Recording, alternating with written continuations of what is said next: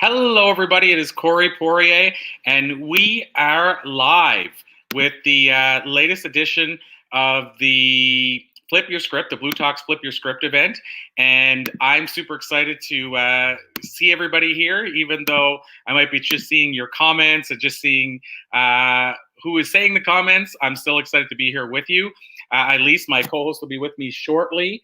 And I noticed that for now, because of it's just me, the banner is a little different here. So let's see if we can switch that up for a minute just to, there. We'll use that one for now until we get Elise back on. So how is everybody doing today? I hope everybody had a fantastic day yesterday.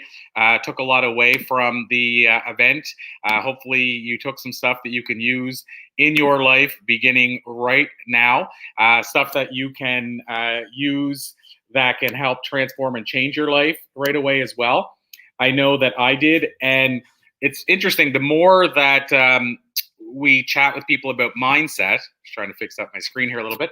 The more that we chat with people about mindset, the more it gives me that extra juice to want to put my book of why out there further into the world, because a lot of the stuff we're talking about here is stuff that I talk about and cover in the book of why. And so it's really exciting to me whenever I see that most people are using, or a lot of people are using, what I covered in that book about mindset. So that's really exciting to me to see. I see a Facebook user that says hello there. I can't see whose name it is exactly yet, so I will circle back later. I also see Rhonda Y. Williams on LinkedIn saying hi. So hi, Rhonda. Nice to see you here. I just met Rhonda through the New Media Summit that just took place last week, which was super exciting. I love the New Media Summit. Big fan. I have been involved, I think, the last 4 out of the last 5 rounds, I believe, of the New Media Summit. So such a great event. And so here today, we're going to talk about mindset. We have 3 amazing guests coming on. We're working on getting the first guest scheduled and getting him onto the stream. In the interim, for those of you that are joining us for the very first time, we're talking with Blue Talks authors and speakers for the most part this week, and some special guests. And for those of you that aren't familiar with Blue Talks yet, and I'll put the website in the comments here, but it's bluetalks.com. And since we officially launched a month ago rather now, since we officially launched a month ago with Blue Talks, we have launched the Blue Talks podcast, Blue Talks YouTube page, the Blue Talks book series, and the Blue Talks that's virtual event, and then also as a bonus, some virtual and Facebook live style interviews. So the brand fully launched a month ago. We were in pre-launch stage for a year, fully launched, and things have been going amazing. I'm super excited. The book has been, I believe, on the charts. I didn't look in the last bunch of hours, but it was on the charts for over 24 hours since we launched the book on Amazon. And as far as the virtual event, our last virtual event, we won't know the numbers from this one for a bit, but the last one that we did, it had around 20,000 viewers. The YouTube page now is over 30,000 viewers. And again, it's been launched about a month right now. One of the speakers' videos is 12,000 views. So I think that's pretty cool for a brand new page. And then the podcast, as of last time I looked, so as of, I think it was 2 days ago, I've been keeping an eye because we have so many people involved in the brand. I want them to know how it's doing. Otherwise, I wouldn't be talking about these numbers. But I will tell you as well, the podcast has been in the charts for about a month now. Without leaving the charts, to my knowledge. So things have been going swimmingly, for lack of a better phrase or word. I see Joanne here, who says hello from Minnesota. Great to be here and to be part of this exciting time for Blue Talks and its authors. And Joanne is going to be an upcoming author as well in the Blue Talks brand. So nice to see you here, Joanne. So like I say, lots of cool things happening within the Blue Talks brand. And also, we have, as I mentioned, some great speakers today. We've had some great speakers over the last 3 days. If you've been here, you've got an opportunity to see some of the amazing people that we were so blessed to have on board here. So yesterday we had Dr. Patrick Porter, who talked about brain tapping, a trademarked, I'm going to say it's almost like a platform that he's brought to life. It's an app, and it's also a program, and I believe a platform as well. So brain tapping, basically, this is something he brought to life, which I think is super cool. And he talked yesterday a lot about how our mind works and mindset, and even things like the fact that when it comes to memory recall, people with dementia and different disorders that happen where we lose some of our memory, or at least our recapping ability. He actually said it's more about recap than memory, and they're actually now finding solutions to that. So really amazing and cool stuff. We've also had on this week Lisa Wilson, who shared a very vulnerable story of hers about something that she deals with on a daily basis that has changed her ability to exercise for long periods or push herself super hard. And I see it as a raw story, and it just, one of those, it's kind of one of those stories that resonates with a lot of people, but also reminds us the power of people and willpower. We had Darlene Butts on, who shared some amazing insight about business and how to, some steps for how to crush it in your business, like real practical steps. Much the same with Mitch Camage, who was on yesterday. Laura Lake was on yesterday, talked about the upcoming Solopreneur conference she has coming up. I know I'm missing some people, but why I'm saying all this is not just simply to recap who was on, but because these are still available as replays. So if you're just joining us today, you can still on the easiest one to go to is the Flip Your Script page. So the bLU Talks Flip Your Script Facebook page. We are on broadcasting on about 10 platforms right now. But the bLU Talks Flip Your Script Facebook page is kind of the main one that started it all for this event. And so if you go there, you can scroll down and watch all the replays. Having said that, you can go to my YouTube channel. They're there. You can go to LinkedIn. They're there. But again, I think probably the easiest one is that Facebook page. Demetria says hello as well. Hello, nice to see you here, Demetria, and looking forward to seeing you take the bLU Talks stage in the very near future, and then also be a part of the upcoming bLU Talks book series as well. So big things coming from her as well. And so who is going to be on today? We're going to have Don Cote is scheduled to be on today. And Don is somebody that I met not that long ago, probably about 6 months ago, through another contact actually that I had through bLU Talks. And the neat thing about what Don does, if you're a fan of Think and Grow Rich, or if you've read Think and Grow Rich, is Don has a thing called LifeWorks University that essentially teaches the insight in Think and Grow Rich, takes people through book study clubs, fully studies that book inside and out. And this was one of the game-changing books for me. So to have somebody talking about how Think and Grow Rich impacted his life and how he uses it in his life and with his clients, very powerful stuff. So that's Don. We also have Kyle Ferroly scheduled for a little bit later today. And Kyle is the brain dude. I'm going to have to look that up. It's one of the two. And Kyle is basically works on mindset as well and studies mindset in a deep way. So he's going to have some cool and amazing insight to share. And we also have JuJu coming up, JuJu Christopher, who I met at the New Media Summit as well. And I'm really excited to have a chance to reconnect with her. We met through a really cool synchronicity of both being at the event. And we ended up just randomly being the two people that when they get you to, if you've been to one of the New Media Summits live, get you to kind of look at each other and stare at each other for 5 minutes without saying a word. I only had two people that I did that with on that actually in all 4 events combined, and she was one of the two. And then, and I shared the story recently, but what was really cool is the person that represents her on the PR side was talking to me like 6 months later and said, I know somebody else would be a perfect fit for some of the work you're doing. And he mentioned her, and I was like, how do I know that name? Wait a minute. And then she happened to later on come onto the screen and say hi. And immediately I was like, oh, wait. Oh, yeah, I met you at New Media Summit. So very small world when you consider the New Media Summit has about 150 to 175 attendees and 40 podcasters. I mean, so you're talking roughly around 200. The odds of somebody living in a different part of the world, you actually connecting through somebody else after already connecting at that one event, pretty amazing. So very cool synchronicity. So I'm excited to have her on later on to close the day out.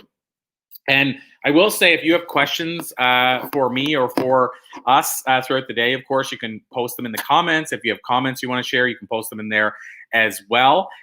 You may notice, if you were on yesterday, you may notice that this is the first time I think I could say this in a long time on video, but I have the same shirt on that I had yesterday. You might not be able to see it, but it's like a James Hetfield from Metallica. It's like one of the big head, little body shirts.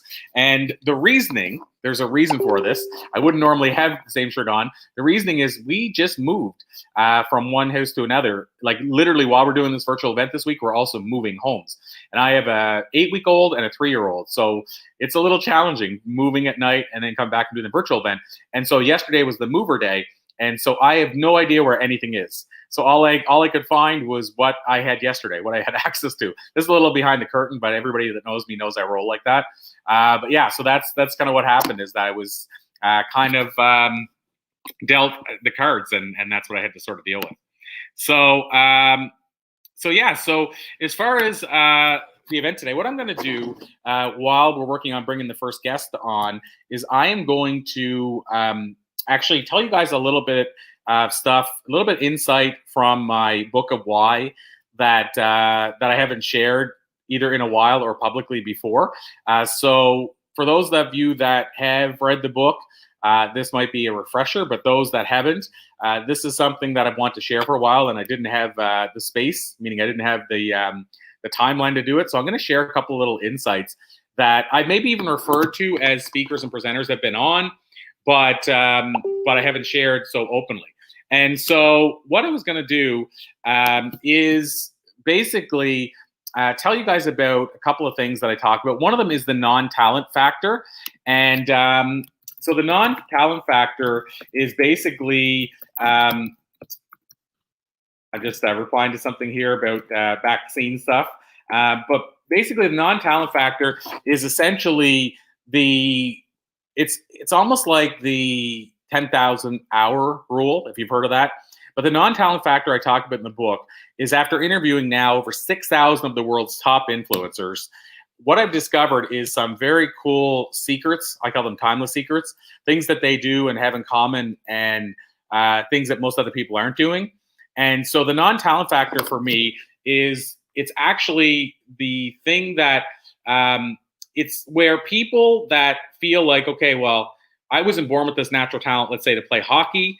And so otherwise they might normally think, okay, there's no chance for me, I might as well give up. But instead, what they've decided to do is they've decided to put in the hours and work on the craft anyway. And so what I found is that people that are super passionate about doing something that is in alignment with their purpose, and they put in the hours and they practice perfectly, meaning they practice, and then when they've made mistakes, they learn from the mistakes, and then they shortcut their practice. The people that do that, a lot of them end up rising to the top, sometimes over people that were born with the natural talent anyway. So we had a world-class fiddler that's we interviewed, and in the book, she said that she shared the bill with many many fiddlers and entertainers that shouldn't have been on that stage. But because they honed their craft and they were passionate about it and they put in the extra hours, they were on that stage. And yet there were many people she knew that should have been on that stage that will never get there, that were born with the natural talent because they're not honing the craft. And so that's the non-talent factor. It's combining your passion, purpose, putting in the hours, like the 10,000 hour rule, and working on your craft and practicing perfectly. Doing those things can allow you to basically rise to the top in a certain profession, in a certain craft, simply because you're willing to put in that extra effort, even though you weren't born with the talent. And so what I want to tell you, there's probably more people, I'm going to bring Elise on here, but I'm going to finish the statement here.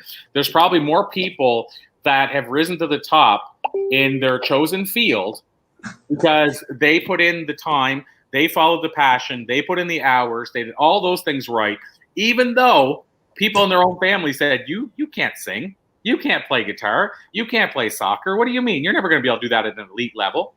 Another example of somebody that's demonstrated this and witnessed this firsthand is a gentleman named Alan Andrews. And he has a hockey school, and he trained the likes of Sidney Crosby. I'm sure everybody listening know who Sidney Crosby is. He worked with Wayne Gretzky, just personally worked with Wayne Gretzky, just on trips and stuff.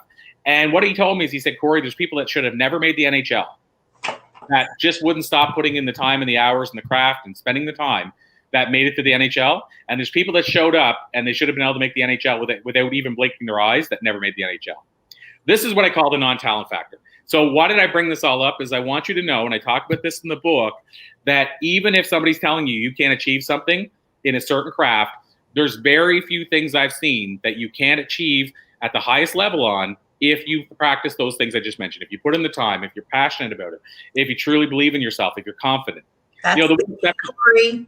What's that? The key is belief. 100%. And I'll say there might be a few exceptions. For example, if you're 4'7", the odds of, I'm going to say, let's be honest, the odds of you playing in the NBA are probably lower than somebody else that's maybe 7 feet tall. Not that I'm just saying it hasn't been done yet. So the odds are, yes, I would understand if you say, okay, that one's going to be tougher. But what I'm suggesting is there's no such thing as impossible. What was it, the 1 minute mile? Nobody could do it for how many years? 50 years. And then the first guy did it. And then the next year, I think there was like 10 people that did it. So anyway, the takeaway here is there is a non-talent factor. It doesn't have to be only something you're talented at for you to achieve at the highest level. Anyway, that was my one takeaway from the book. At least in the middle. I was in the other room trying to help our speaker get on, which is, there's so many tech issues right now. But so we're going to, I think Don's still working behind the scenes to get on as a speaker. But I've we've kind of gone through everything. So, but it happens. And that's like, this is the beauty of going live and being real time, right? Absolutely. What are your thoughts on the non-talent factor side of things? Well, I just jumped in on the half. So non-talent. Okay, I'm going to take it on. I'm going to bring it on over to my side of things in the way that, I see and help clients recognize that their perspectives and their beliefs are at the root of everything, whether it's their chronic physical pain, chronic emotional pain.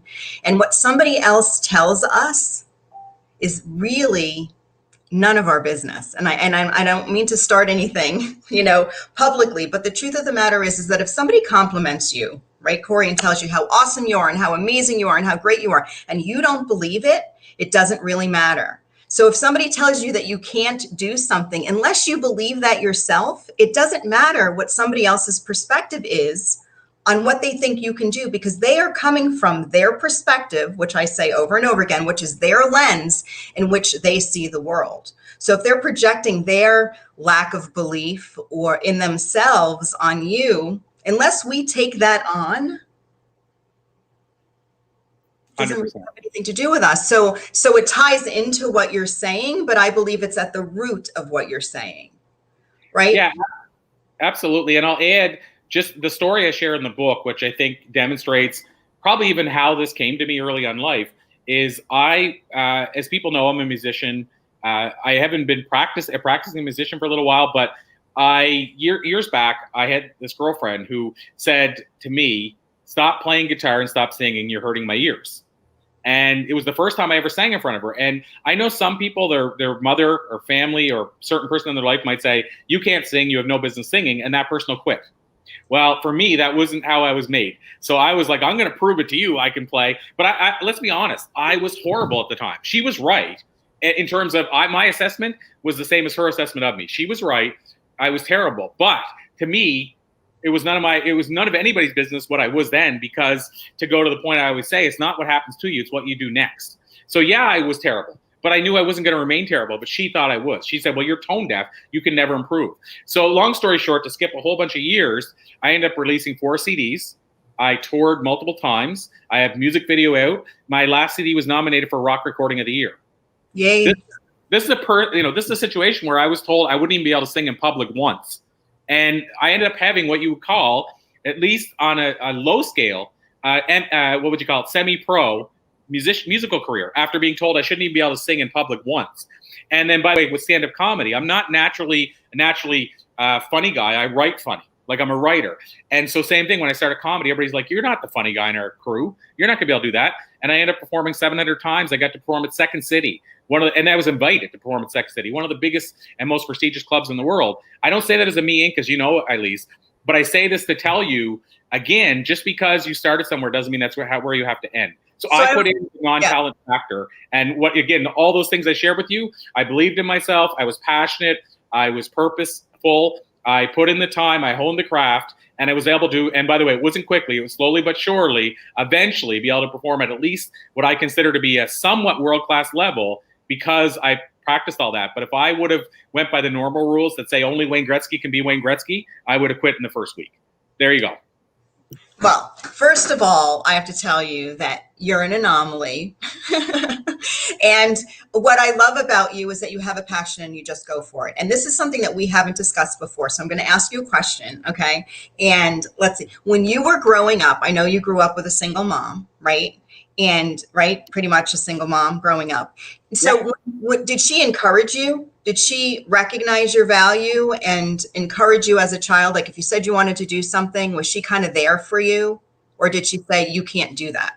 No, it was I'm going to say a mixture, because it wasn't that there was no factor in about whether or not can you do this or not. It was more the idea of she didn't say I couldn't. So, Okay. so she didn't say that's foolish, you can't do it, but she also didn't say I believe you're going to be a rock star. She Okay, so it was neutral. So you had a neutral canvas. Okay, because I'm kind of tying in, what I tend to see in people who are, struggling with fear, with doubt, right, with not recognizing their value, and chronic, what I call chronic pain. Now that could be emotional and or turn into physical as well. And a lot of the seeds that were planted were that you can't do it seeds, right? So when you have a neutral canvas, so when somebody said to you, you can't do it, you didn't have a tape that was already, or a file that was already stored in what I call your subconscious hard drive from conception to, let's say, 7 or 12, that said that you can't. So you were just like, okay, and you weren't attached to that comment the way somebody who grows up in an environment where they are always told that they can't and they're stupid or they're crazy or that's never going to happen for them, they have a different relationship to someone saying that they can't do it to them, even as an adult. Do you see what I'm saying? Absolutely. So, yeah. And so those are the seeds. And we talked yesterday with Patrick Porter, Dr. Patrick Porter from Brain Tapping about that, about this tape that we have playing in our subconscious and in our paradigm. And that really is running our show, just like the hard drive of a computer. We don't recognize that there's a hard drive, or we don't give it the attention it deserves until our computer starts buffering, or there's not enough space to now upload or download a new app, right? Or our new software. And now we don't have any room, but we didn't realize that until it was full. Well, it's not as evident in our life as we grow up to be adults. And so I think a key factor in this, what did you call it? No talent rule? Non-talent factor. The non-talent factor, and being able to move through that with perseverance and confidence, is that you are not running on an old tape that says you can't. Yeah, and I'll add into that as well. One factor, I think, so I had my mother being neutral, and then I feel I had my grandfather who was setting an example of what was possible, but then also telling me what was possible, but still very practical. So the example I give is, and I've shared this, I think, on here before, but my grandfather built a space shuttle replica to scale, one of only 6 in the world. So this is like full-size space shuttle replica, and all his blueprints were a piece of, it was basically the front of a cigarette pack and a drawing of a space shuttle. And the guy who commissioned him, Bart, said, "Here you go, Eddie, and just bear in mind it's not to scale. Good luck." And so that was his blueprints. And so he built this thing with a grade 3 education as a carpenter. And I always remember on the local news station, they said, "This carpenter with a grade 3 education and a bag of nails and a hammer, an ordinary carpenter, built the space shuttle." And of course, I was a kid, so I defended it. I was like, huge, right? So that's like, you have this image that anything is possible. The reason I'm sharing this is because for those that are listening and those who are going to be listening on the replay, I just want to let you know that if you're having trouble and if you're feeling challenged moving through this non-talent factor and you're feeling stuck and you're starting to doubt yourself and question, there may be other factors, right? And other pieces of information that you're not even consciously aware of that are actually driving and running the tape and it's blocking you. So because, it's great to say you can do it and there's this factor, but if people are feeling challenged and stuck in moving forward, it's not your fault. Okay. There may be underlying tape and doubts and fear and information that you're not even consciously aware of that could be looked at through brain tapping, through EFT, right? That's something I see every day when I work with clients, is that their inner child is the one that's stepping up and saying, this isn't safe. We were already told that we can't do this as a child, and we're not going to put ourselves in a position to be wrong or to fail, right? Because it was devastating already as a child. So I'm just letting you know, if you're coming up against some blocks, recognize that there might be something underlying that you can do something about and then move forward. Absolutely. And there's usually a lot of factors, like I talk often about stepping outside your comfort zone. For some people, even if there's not any, and there usually always is, but even if there's not any programming from the past, it's still, for some people, it's like, my comfort zone's here. To do what Corey's talking about will be here. And I don't know how to get from here to here. And sometimes it might be just, like, for example, public speaking.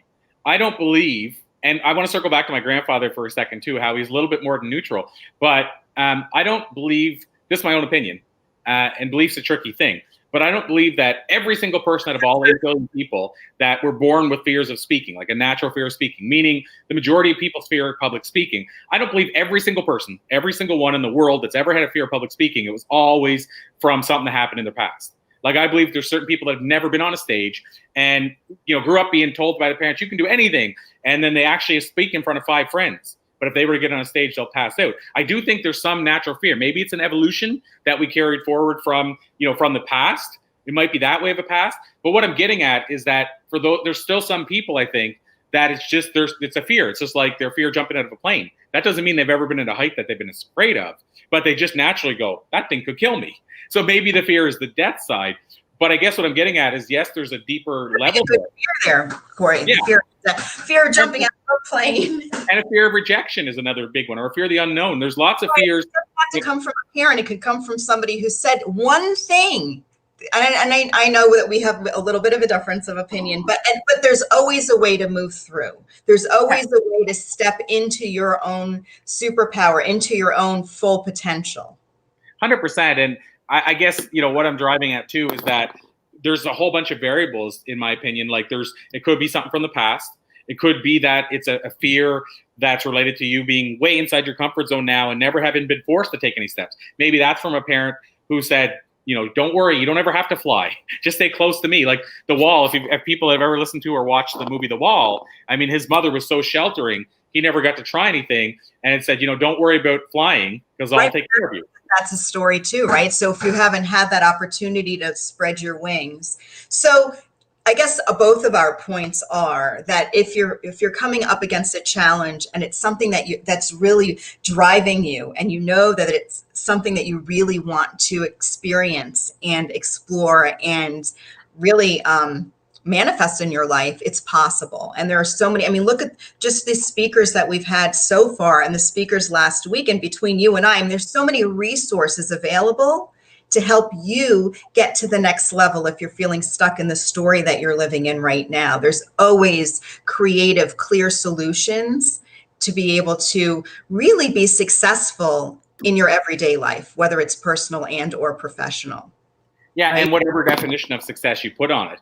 And I mentioned my grandfather. I said I'd circle back to him. The thing that he did, which was really interesting, and I didn't recognize it at the time, but it was really brilliant because, and I don't even know if he knew this intuitive, like, I don't even know if he thought through why he was saying it this way, or he just was that guy.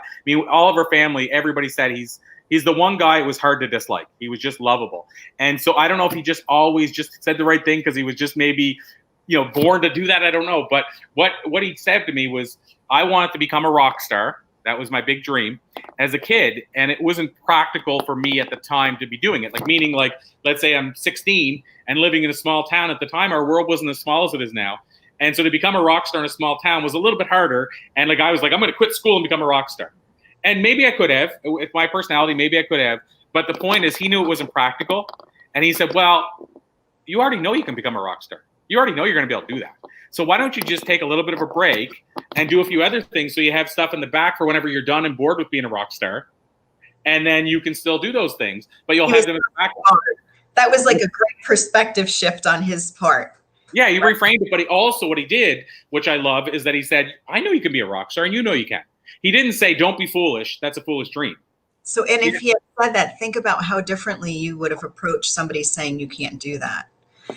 And so many of us on so many levels, in so many ways that we're not even consciously aware of, are really so brilliant in spite of these old tapes of we can't do it. Think about, and I want everybody out there right now who's listening and watching to think about something in their life that chronically shows up for them that stops them from really holding them hostage, is what I say, holding you hostage from being, doing, and having everything that you desire, right? And find that one thing in your life and ask yourself, what if I was told that it was possible? That's it. What if somewhere down the line, somebody told me that it was possible, that I was capable? Go for it. I have your back. Think about how differently you would feel, because it's all about how we feel, right? With the vibration first, and how differently you would believe about whatever the thing is and how you could move forward. Now, you don't even have to know how, but it's just believing that it's possible, because I'm sure you didn't really know how at first. You had to learn you had to get the guitar. You had to learn how to play the guitar. You didn't know how to do it. You just knew that it was possible. You knew that you had this drive and this desire and this fire in your belly, right? You knew that, and that was enough. The how comes, but what's holding you from recognizing that anything's possible? It's your belief. Absolutely. And I'd like to know, I don't know this, I'd love to know the answer to this, but I'd like to know for me, I was a kid that was, and I'll be delicate here because it's subjective what spoiled is, but I was definitely the kid that was, what's that, sorry? You were loved. I was loved, yeah. I was loved with generous gifts. But the thing about it is I quit everything. When I was young, like 8, 9, I quit everything because I was given so much that it was easy to just walk away. I don't know why, and this is what I'd love to be able to explore, because nothing had changed like in that timeline that made me stick with one and not another. But I don't know why. Maybe it's because it was meant to be my passion. Who knows? But the guitar thing. I mean, I played until my fingers bled, just like Brian Adams said, with Summer '69. And I never stopped it. But the question is, why did I quit on everything else and not quit on the thing that actually required more from me? Like bleeding fingers and stuff like that. Playing Atari and quitting on it didn't require anything. But continuing with guitar required me to, learn something that seemed impossible, go a year without being able to play a song and thinking this is beating myself up over it, bleeding fingers. So I'd love to know what was the ingredient that allowed me to continue that one. And maybe it was, and I didn't even feel like I liked it at the time, because I'm like, I can't play a freaking song. This is a useless instrument. So what pulled me through? And I mean, probably it was passion. Maybe it was an obsession for music. There had to be something, but I don't know how my life changed from the guy who quit on the other things but didn't quit on guitar. So the question is, we'll do a little coaching here. So the question is, are you now connected to the things that you love and you're sticking to them? I mean, look what you're doing with the Blue Talk, the stage, the real stages, the virtual stages, the books, the podcast, helping people become authors and speakers. So the question is not why. I always say, listen, if I was your genie, right, and I gave you one wish, would you come and ask me why I'm in chronic pain? I would think that would be a waste of a question. My question would be what would it take, and how can I move through this and let go so I can become the grandest version of myself? That would be my question to the genie, to the fairy with the magic wand, right? Not why am I feeling this way? Because so many people get stuck in the why am I feeling this way. So the question is, what is it that you're doing now that you can recognize that drives you to continue and be so persistent, right? And persevere. Yeah. I'd love to explore that a bit, like in terms of, what's the difference, like you said, now? I mean, and the thing is, there's a lot of other variables with that too now, because I have a lot of the years experience since. I have points of reference where with the guitar, it was the first one. I mean, I was only 10. It was the first one where there was, I didn't know that I couldn't fail. Like I thought I could fail. But, I think I got it. Okay. Your grandfather told you that he already knew that you could. Mm-hmm. And whether you think that that has any value or not, that is a golden, golden seed of belief that he gave to you. So maybe subconsciously or in some sort of a way, you were like, well, my grandfather knows I can do it. And even though I'm having a challenge and I don't even know if I like it and my fingers are bleeding, right? There's somehow that seed was planted that you've already can do it and you got it. So you were going to do that no matter what, because if your grandfather believed in you, maybe you didn't want to disappoint him. I mean, these are not conscious thoughts, especially at 10, but that plays a major role. Yeah, absolutely. Factor.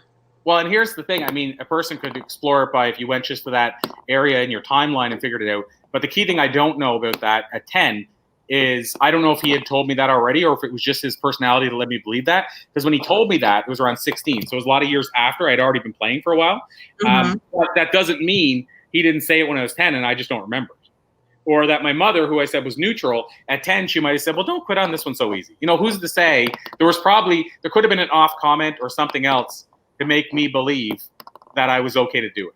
And it goes the other way too. So it could be one little tiny comment that somebody gives you that leaves that fear in you or that doubt in you or that inability to recognize your true value, right? So it goes both ways. So the message in all of this, there's a mind seed and a message is that your thoughts and your words matter. So what you speak to yourself and how you speak to your child, to your children, how you speak to your spouse or anyone you meet makes an impact, whether we know it or not down the line. You're making an impact. So you could be someone's miracle, someone's gift, someone's cheerleader, right? Or you can be the one planting that seed of doubt just because you didn't intentionally think about what you thought, what you said, and you're like, how many times? I just said it. It doesn't matter. Okay, you think it doesn't matter, but it plays way more value in your life than we're taught. Yeah, Dee said it yesterday. As far as she was talking about this yesterday in terms of who are you assigned to? French, yeah. Yeah, who are you assigned to help? Like, who's the person that you're assigned to that actually could be the person that's going to change the world? It might not be you directly that's going to change the world, but the person you're assigned to could be going to change the world. So maybe who you're assigned to, as we said yesterday, could be the Dalai Lama. You could have been assigned to Martin Luther King, where you said the one thing that triggered everything that he did. Nobody has a clue who you are, but you were still so incremental. And we see it a lot where, like Zig Ziglar is a great example. And I see Kyle, our upcoming guest, I see him backstage here. But Zig Ziglar is a great example where Zig, he talks all the time about this mentor. I forget his name. I'd love to remember his name right now, but it's throwing me off. It's it's not W. Clement Stone. It was actually a name that most people wouldn't know because he was the sales manager or general manager at the big copier company that Ziglar was selling for. And he said that Ziglar one year was like, out of 9,000 salespeople, he was like, his performance was like 8,850 or something. I'm just throwing numbers out, but it was like he was the bottom of the list of thousands of salespeople. This one guy took him under his wing and said, here's why I know you can do it. And there's a whole story as to what he did to help him as a mentor. But the next year he was number 2 out of the same sales pool. And he always in his book said, this guy here was the guy who changed my life. But none of us, 90% of the world, have no idea, unless you worked at that company or you bought from that company, who that guy is. But he was assigned to Ziglar, who then they estimate Ziglar has impacted over 100 million people's lives. So think about that. If you're that guy, what if you said, well, my little impact on this guy's not going to matter. Why bother mentoring him? But he was assigned to Ziglar, who then impacted all of it. But on a daily basis, giving a compliment. But, so one of the things that drives me to help people recognize and go in and recognize that their inner child needs to have a little confidence boost, right? Needs a little like, hey, you've got this, and your value has always been valuable, right? And what you say has always mattered, whether you were recognized for it or not, is that if we were taught that at a young age, then every word that we spoke to someone and everything that we said, if we knew that it mattered and made such an important impact in someone's life, we would be more intentional. 100%. People going to church on Sunday or synagogue on Friday night, like it's 24/7 without exception, just like gravity. Right? It's not just when we choose to or when we remember, or that doesn't really matter. Like it always matters, right? Our script matters. You know. Absolutely. So I know Kyle's there, and I'm sure people are like, okay, enough already. So let's bring him on. Well, let's bring him on. And then I don't know if you wanted to jump backstage with our first guest to chat with him for a minute or two. I believe he's backstage too, so I'm going to try to. Yeah. So I'll let you chat, and I'll bring Kyle on if that works. And of course, I think you probably want to say hi to Kyle for a second. Yes, I do. We haven't met, so. Okay, so here he is. Here's the man. Hi there. How are you? I'm great. I'm great. Great without my mask on. Yes, you're looking good. I like your shirt. I like your backdrop. Now, is that real or a green screen? It's my office. Yeah. Oh, okay. I was going to say you look really good with that green screen behind you, because usually I get the fuzzies and you can kind of see half the screen through me. So. No, I'll show you it's real. I just pulled this off the shelf. Oh, I love it. Is that like does that talk to you or something, or? Yeah, but only I hear it. No, it's actually my daughter's Smiley Bank, and she let me borrow it to keep me happy, because one day I was a little frustrated, and she said, "Why don't you take this to work, Daddy, and you can put it?" And I'm like, "I will," and I'm never taking it down. So. Oh, I adore her already. Yeah. What's her name? Amelia. Amelia. Well, tell me, Amelia, I think she's great. I will. Well, I will. I'll say too, Elise, I think we gave some good segues around mindset to bring on Kyle and to dive into his mindset, because Kyle is the mind brain dude. I love it. So it was a good segue, and we had we'll talk with this too, Kyle. I don't know if you're familiar with Dr. Patrick Porter with brain tapping. Brain tapping. He was on yesterday. Yes, I heard of it. So This is kind of neat, because we've had, including Elise, who does EFT tapping, we've had a lot of mind brain stuff this week, which we didn't have as much on the last time around. So I love when it seems cool that it's everybody this week rather than the last event we did. We just had Elise on with tapping. So yeah, we got a cool theme going is what I'm trying to say. Good. Good. So I'm going to hop behind scenes, but I'm sure I'm going to have some questions for Kyle. So before we let him go, bring me back on just in case. Okay? Oh, sure. I'd love to. Absolutely. 100%. So there goes Elise. Kyle, it's so great to see you. Good to see you. 100%. So great to have you on here. I just love, and I said this to you before, I love the idea of a person being the mind brain dude. I just think that's so cool. And so, Kyle, where I'd like to start for our viewers who may be discovering you for the very first time, and I'll say listeners as well, because this likely will air on the bLU Talks podcast. So if you're listening to me now, you might be listening on the replay and me saying this, but it'll likely air on the bLU Talks podcast, the YouTube channel. But for right now, I'll say viewers. So for viewers that don't know you, can you tell us a little bit about what you do? Because the mind brain dude could go in a lot of different directions in terms of what you actually spend your time doing. It sure can. Well, I started off as one of those kids asking a lot of why questions. And I think that led me to self-growth and positive development and personal development and all of that good stuff. And it led me to become a therapist. And after I had a 15-year-old kid take his life, I needed to leave the field. And as you can tell, 20 years later, it still gets me a little choked up, because I felt that all I had to do was help him change his thoughts. And what I realized from that 1 minute is our thoughts are things that we do need to change, but what's triggering our thoughts? What's making us act and feel the way we do? And it's our brain. So it only made sense to dig a little bit deeper and go into neuroscience and psychology and physiology to understand why we think the way we do, and try and help everyone have a preface to it. So if somebody tells you to snap out of it or get over it and you can't, you'll know why, because it's not in your thoughts. It's deeper than that. So I spend my days doing brain scans and assessments on one's physiology, looking at the nervous system to help them understand why they can't be, happier, healthier, and more productive. Wow. And so, I mean, there's so much to unpack there, because this is what everybody wants, right? Happier, healthy, and more productive.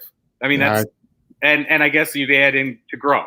People always want to be growing. And so much so that I heard that this employment company that I shared the bill with as a speaker after them, they shared this study that they just did, that they found that this is probably 8 years ago, but they found that only 23% of the employees that were active in their jobs were actually engaged in their jobs, actually like their jobs.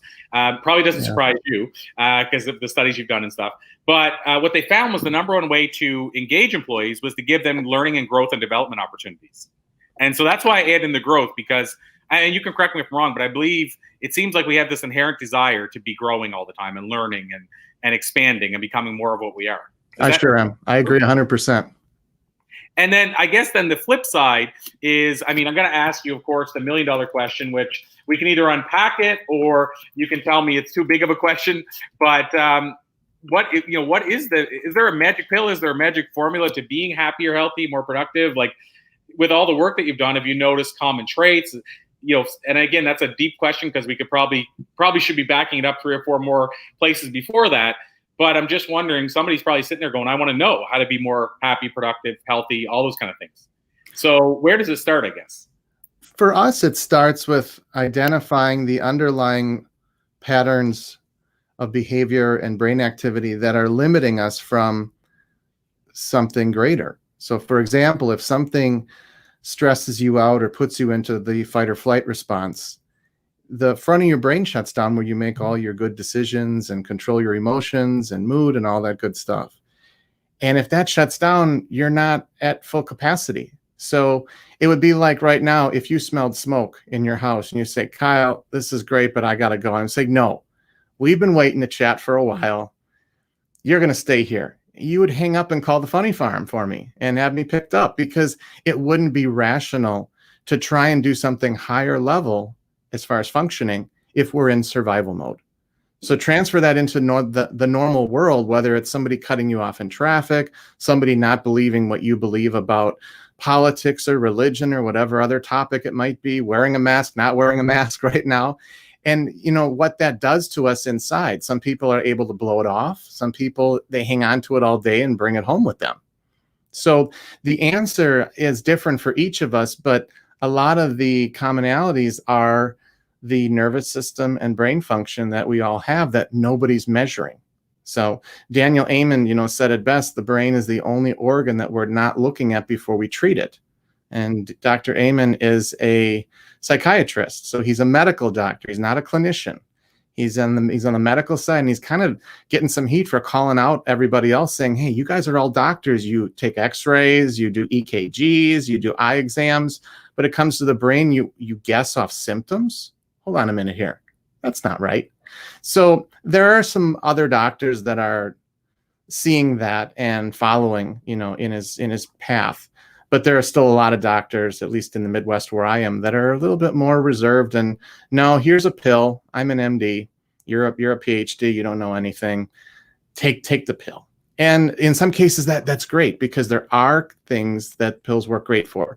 But there are other things that there might be other methods to do. And when you think about all the things that could set us off, they do come from our thoughts. So if we don't change our thoughts, we're going to trigger our nervous system to go off, and that triggers our brain to go into a certain spin. But what happens when you can't change the environment?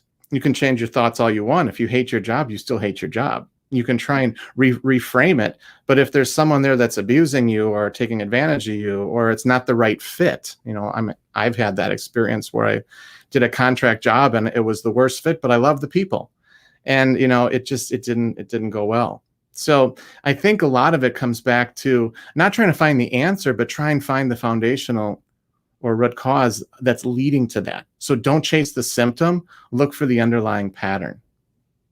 And so there's a couple of things there. One, for somebody that wonders about the type of work that you do, but they're familiar maybe with Dr. Amen, mm-hmm. And I was going to bring him up in a bit, but you do similar work, right? Is that you're in a similar field? Well, my doctorate is in psychophysiology.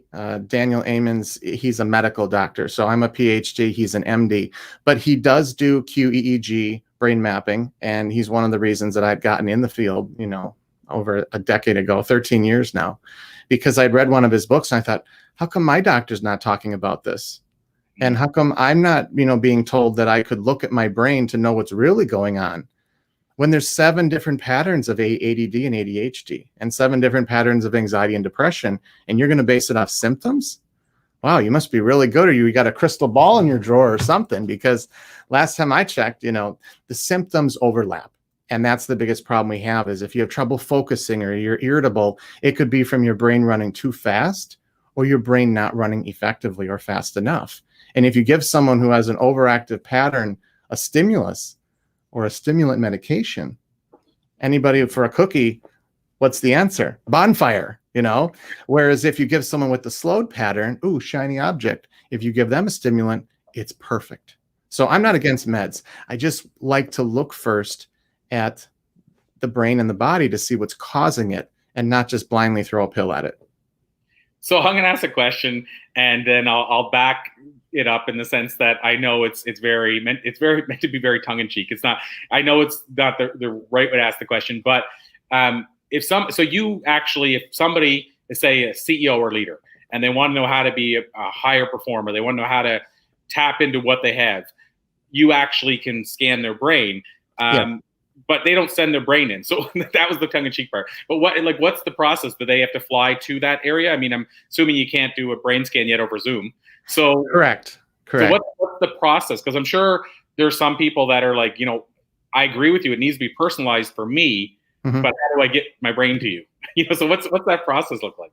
Well, before COVID, we did have a lot of people coming to the Midwest and coming to our center and having scans done. But now with COVID, it's a little bit more difficult. Some people are not afraid of it and are willing to travel and don't want to wear a mask, and other people don't want to leave their house because they're worried someone may not wear a mask. So it's a very sensitive time right now. I respect, both people's opinions, obviously erring on the side of safety, so we always wear them obviously at our clinic.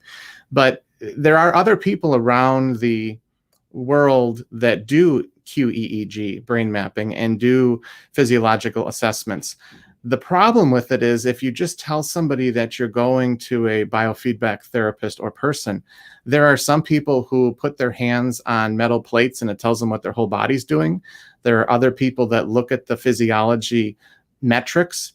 There are some people who do it through energy. There's a lot of different things that are being clumped under feeding back biological signals, kind of like chiropractics. There's many different types of chiropractors out there. So if you say that you're going to one, you really don't know what that person's getting. And with our field, you want to make sure that somebody is BCIA certified. You want to make sure they're using a medical device. You want to make sure they're looking at the whole brain and not one or two sites at a time and then duct taping them all together to give you something. So there's a lot of, I don't mean to sound snooty with that, but there's a huge difference between recording all of the activity at once and 2 minutes here and then 2 minutes here and then 2 minutes here. And by the time you go all the way around the head, this area was recorded 10 minutes away from this. So how would you be able to trace a signal? So there's a lot of debate with that.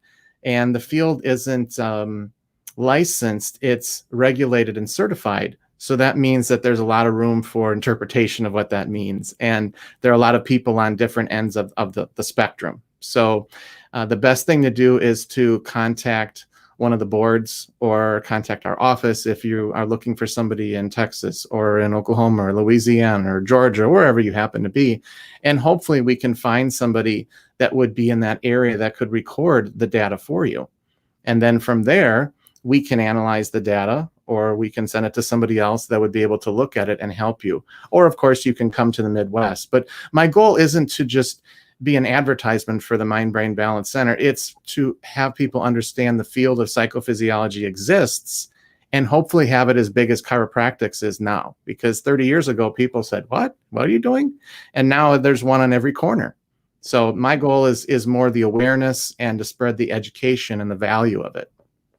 And so this brings up a interesting follow-up to that is whenever it comes to the scan, when somebody gets let's say their scan back, you scanned, and whether somebody did it for you and you guys analyzed it, or whether it was done right at your office, the whole kind of package done there, what can a person expect? Like, in other words, if you come back and say, Corey, we've scanned your brain and here's what we've discovered. And let's say my goal for doing it is I want to be able to tap into more of my brain or be whatever that looks like, happier, healthier, or a bigger high performer, whatever that looks like. What would you basically do? You'd scan it and then say, let's go through it and say, here are the areas we feel you could be changing this or doing this differently?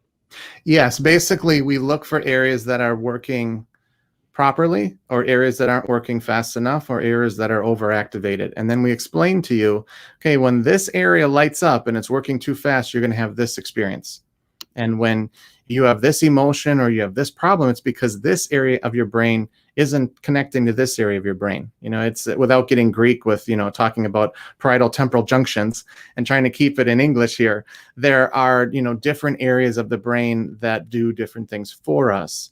And, you know, I was just chatting with someone the other day who said, oh, we only use 10% of our brain. Well, I think we use all of our brain, just not all at the same time. You know, if you're reading something, you are taking in a signal. If you're processing it, it gets done in a different area. If you're making a decision about that, it gets done in yet another area. So I don't know what would happen if we used all of our brain all the time. I'm not an expert in that area, but to me, it sounds like we would self-implode because each area does something different. And if we're trying to recall a memory in our temporal lobes, and then we're trying to make a decision in our prefrontal cortex, how could we be reading, taking in information in our visual occipital lobe? So just a dumb example, but things like that, we can't say with certainty. But this is where it all comes back to why you want to record something all at once. One brain all at once, because you can see where one of the imbalances or transients or things originate from and then trace it around the head. So does something happen here and then lag and go somewhere else? Does it stay? Does this spot never talk to that spot? There's a lot of different things that we can look at, but basically it's trying to have people understand what I call unseen barriers.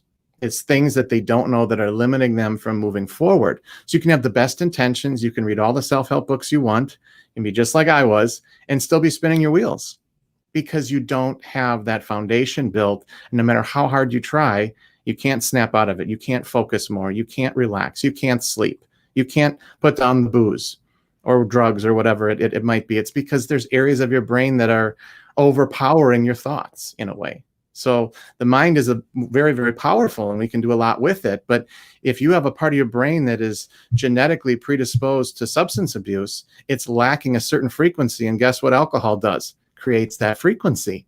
So now when you have it, you're like, wow, I feel amazing. How would you quit that when you feel normal? It's not a matter of getting plowed. It's not a matter of feeling like, you know, oh, this is so great. It's a matter of, wow, I feel okay, normal, which is totally different than the blasted thing. So getting aside from, you know, drugs and alcohol, focus is another huge thing. Some people are hyper-focused and they get nothing done. And some people aren't able to focus and they get nothing done.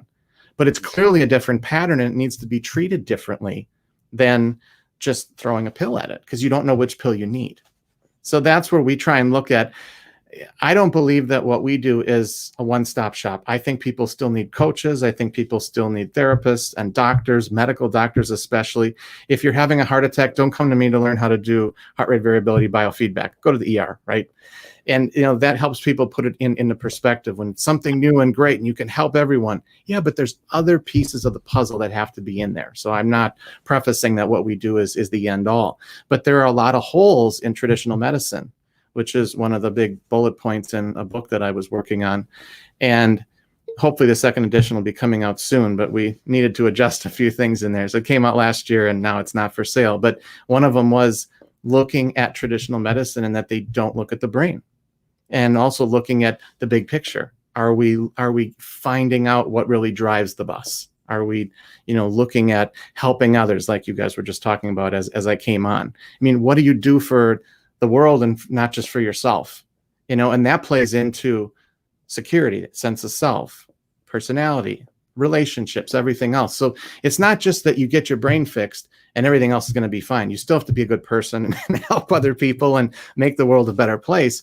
Or you're going to still live in that reactive, there's still a problem mode. It's just something about when you help other people or you give some of your time, you just feel better. Even if you say you won't, you do. At least what I've seen.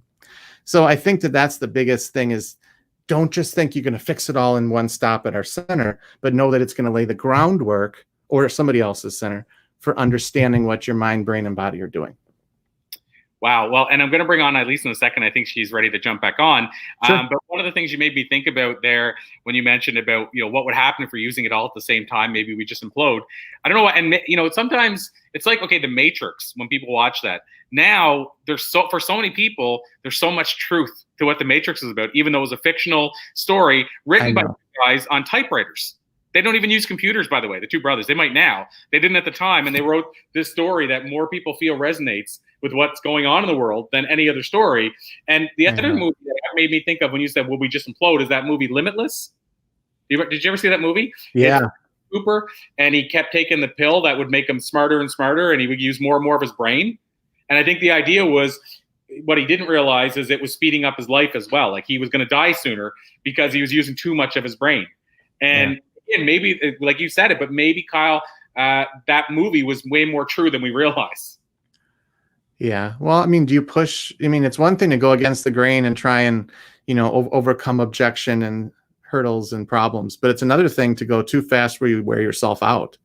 And I've been in that boat before, where I pushed a little too hard, and sometimes things happen to slow you down, put you back into the moment.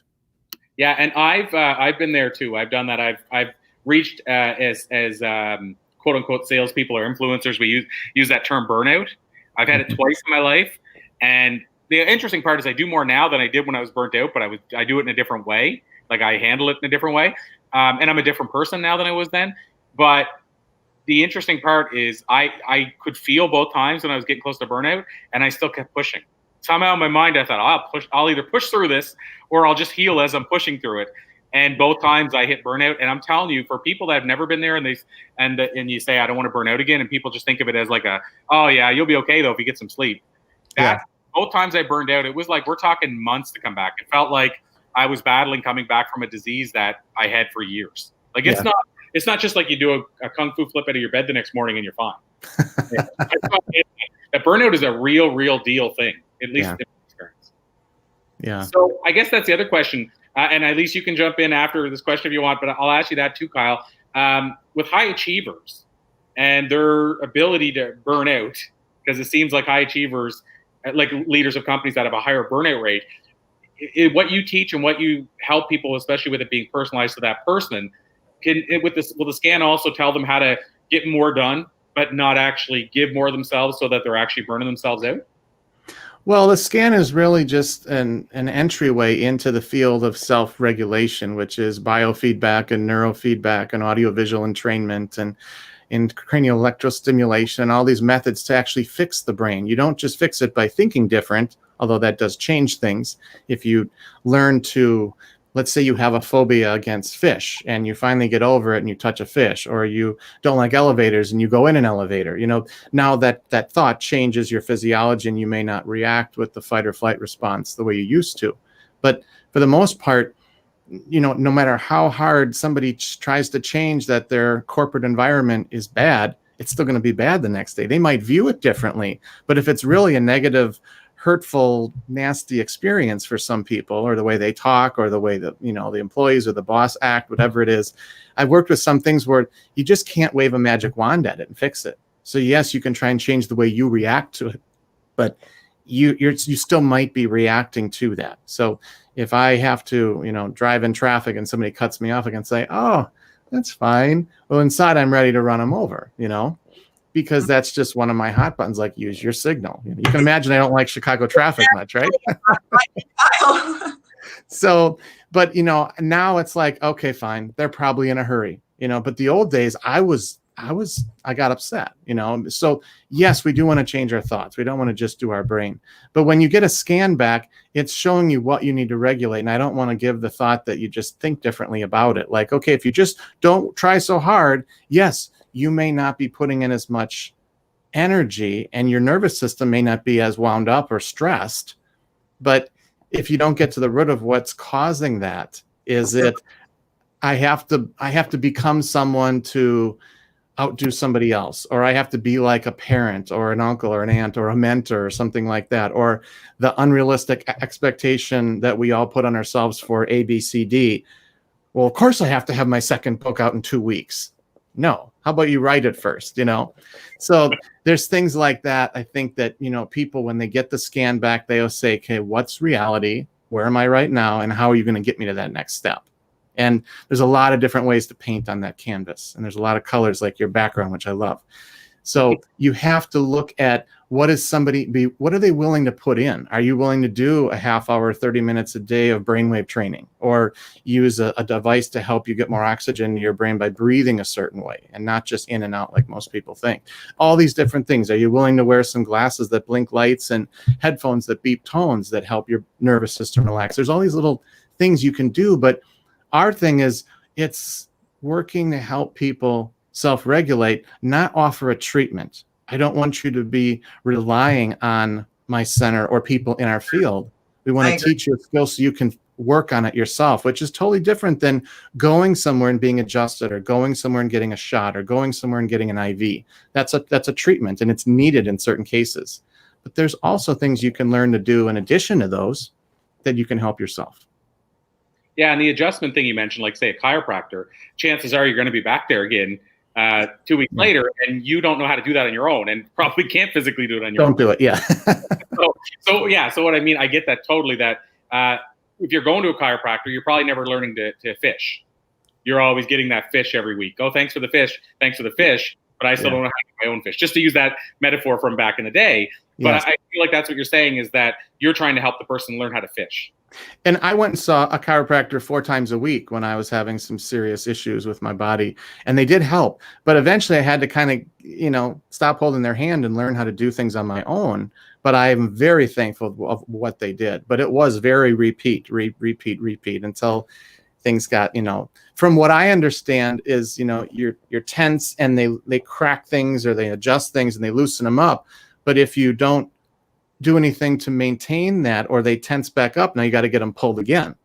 Whereas after my accident, I saw a physical therapist, and they said, well, yeah, you can go to a chiropractor, but they're not teaching you how to strengthen and loosen up your muscles. They're just giving you immediate relief. And both are good. And both don't like to play in the same sandbox. The chiropractors and the physical therapists, they got names for each other. It's hilarious. And I look at, they're both good. Why not have both? Why not look at all options and try and fit pieces in, rather than saying that I only subscribe to this one belief? I think we're too rigid in some ways like that. My parents don't really know my field or get it. And they have a lot of family and friends that are either doctors or nurses. And they are like, what is your son doing? I'm like, it's really not that different. It's just not in the mainstream.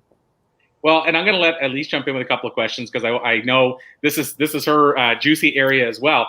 But Sure. One of the things that you just said, Kyle, just for people listening, to give an example of how I've experienced it in my life, is massage therapy. So I go every week for massage therapy. And so I've noticed an interesting thing. My life has changed. And I mean, there's I could make excuses, or I could say, it's time to tackle it differently. But I mean, I have an 8-week-old that has a unique condition. I have a 3-year-old who wants attention because the 8-week-old exists. We just bought a new house. I'm running virtual events. We launched bLU Talks. There's lots going on. So when I go get my massages now, she says, oh, there's a knot, and she's pushing out knots in my body. Interestingly enough, 8 years ago, let's say, when I didn't have any of those things, I was practicing yoga 5 days a week. I was meditating 7 days a week, et cetera, et cetera. I went into one time for the massage school. Just a friend of mine was working there, so I said, I'll go in. And another student worked on me, and she went and got the instructor because she was concerned. She said, Mrs. So-and-so, come here. I don't know what to do. This guy has no knots. How am I supposed to fix them? And I would go week after week to different massage therapists because I was traveling, and they'd all say, you have no knots. I've never seen this ever. But now I have the knots every time. And so I understand that there's something, and there's obviously other things than what I just said. I mean, there's a bigger thing playing there. But what I'm saying is I recognize I'm not the same person as I was then.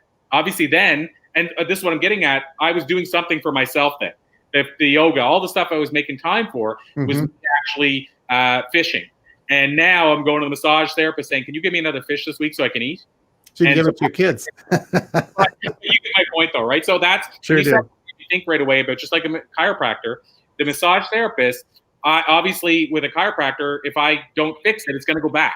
Well, with the massage, I'm doing stuff to myself, whether it's how I'm sitting at the computer desk, carrying stuff, doing stuff with moving, taking care of a child, carrying a child, playing it with the child when I wasn't before at this age. Whatever those all variable things are, now I have the knots that I didn't used to. So I need to make sure I'm starting to fix those in between. I just wanted to go there. I love it. So, but I said I wanted to let Elise jump in. We're down to about the last 10 to 12 minutes. So Elise, I want to give you an opportunity to chat with Kyle a bit here. So do you have any questions, burning questions you wanted to ask Kyle? I'm not sure that they're burning questions. I just want to say that a lot of what you say it resonates so much. And, we talk about like change your thoughts, change your life. And it's a simplistic way of saying, that how we think is really at the root and the foundation of how we operate, right? So it's not the only thing. And what I find, with EFT, and I love what you said about teaching somebody to get back in the driver's seat of their own well-being, their own happiness, and their own way of growing, right? That's so important. And I do go to a chiropractor and an acupuncturist as well to maintain.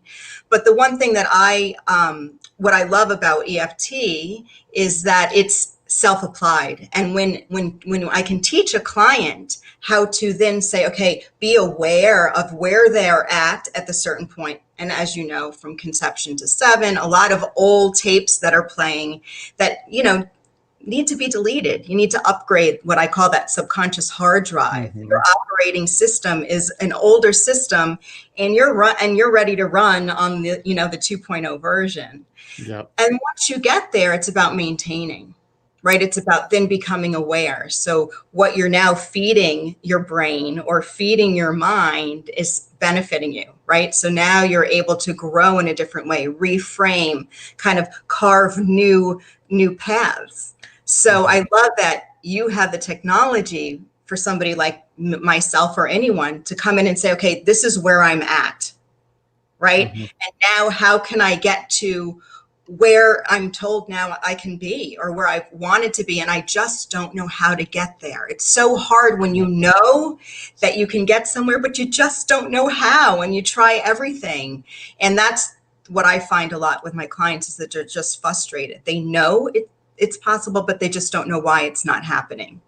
I'm not sure why clients. So when clients are coming to you or patients are coming to you, is there a theme? Is it that they're having chronic pain? Is it physical? Is it emotional? What do you find is maybe more of a pattern, or is there an archetype, a pattern? Yeah, unfortunately there is. About 98 to 99% of the people are coming in because they have something that they're reacting to. What you're describing is a proactive mindset, which I love when I get somebody that comes in that's already on the track. We're trying to pull people out of the ditch that's full of ice, and we're trying to pull them out, with limited ability and tools and leverage. And a lot of people that have severe problems, some of them don't have jobs anymore. Some of them have limited income, limited time, disabilities, addictions. And we're spending all the time just trying to educate them and get them back to treading water, not teaching them how to swim. And that's we get all kinds. Trust me, I get the gamut from suicide, from people who are. I just don't want to be here anymore. And my first question is it the pain you don't want anymore, or do you really just not want to be here? Like, if we can get rid of pain, are you like open to hanging out a little bit longer? Yeah. So, Like, let's get clear on what's holding you from moving forward. Yeah. So, and some people don't know. They're lost.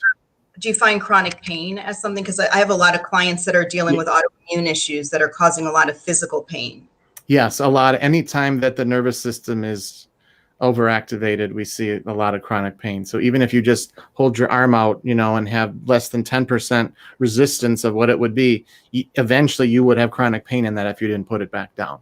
So if you tense any muscle 10% more than it is relaxed, and it continually happens like that.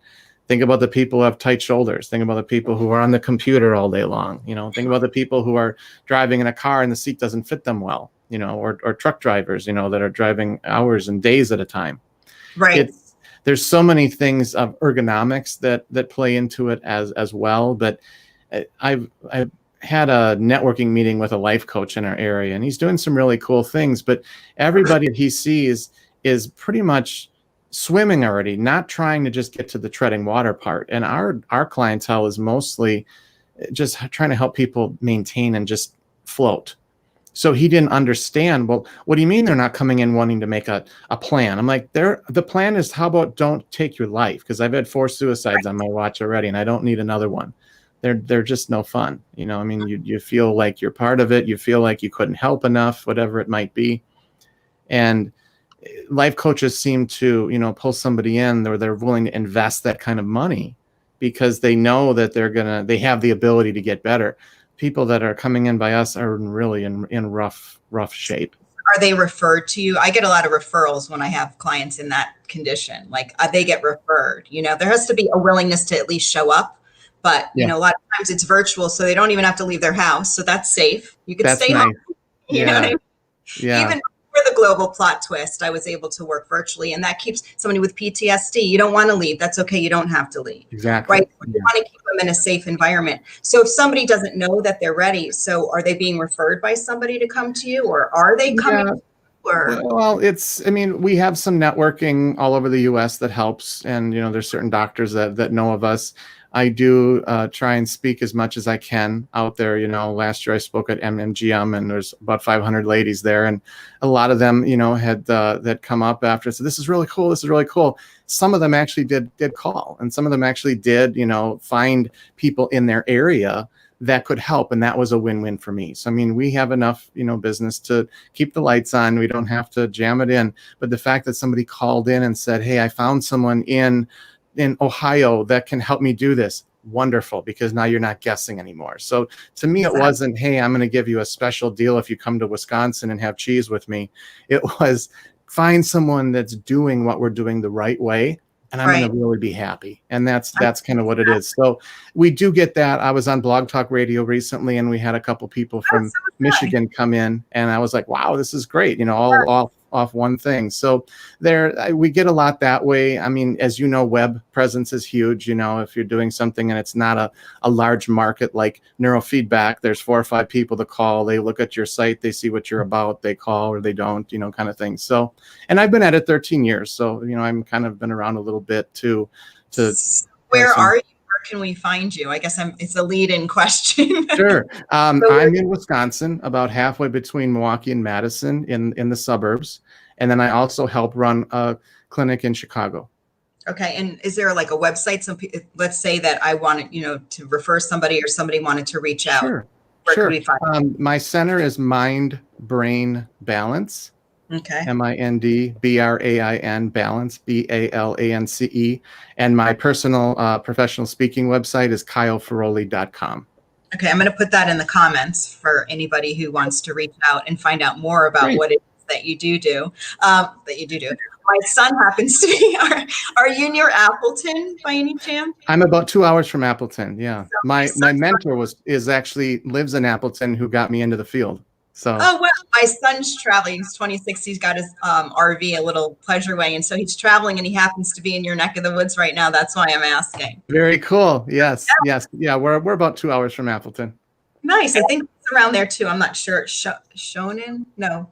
Sheboygan? Shawano? Like yes. What did you just say? Shawano. I've heard of Shawano. Yeah.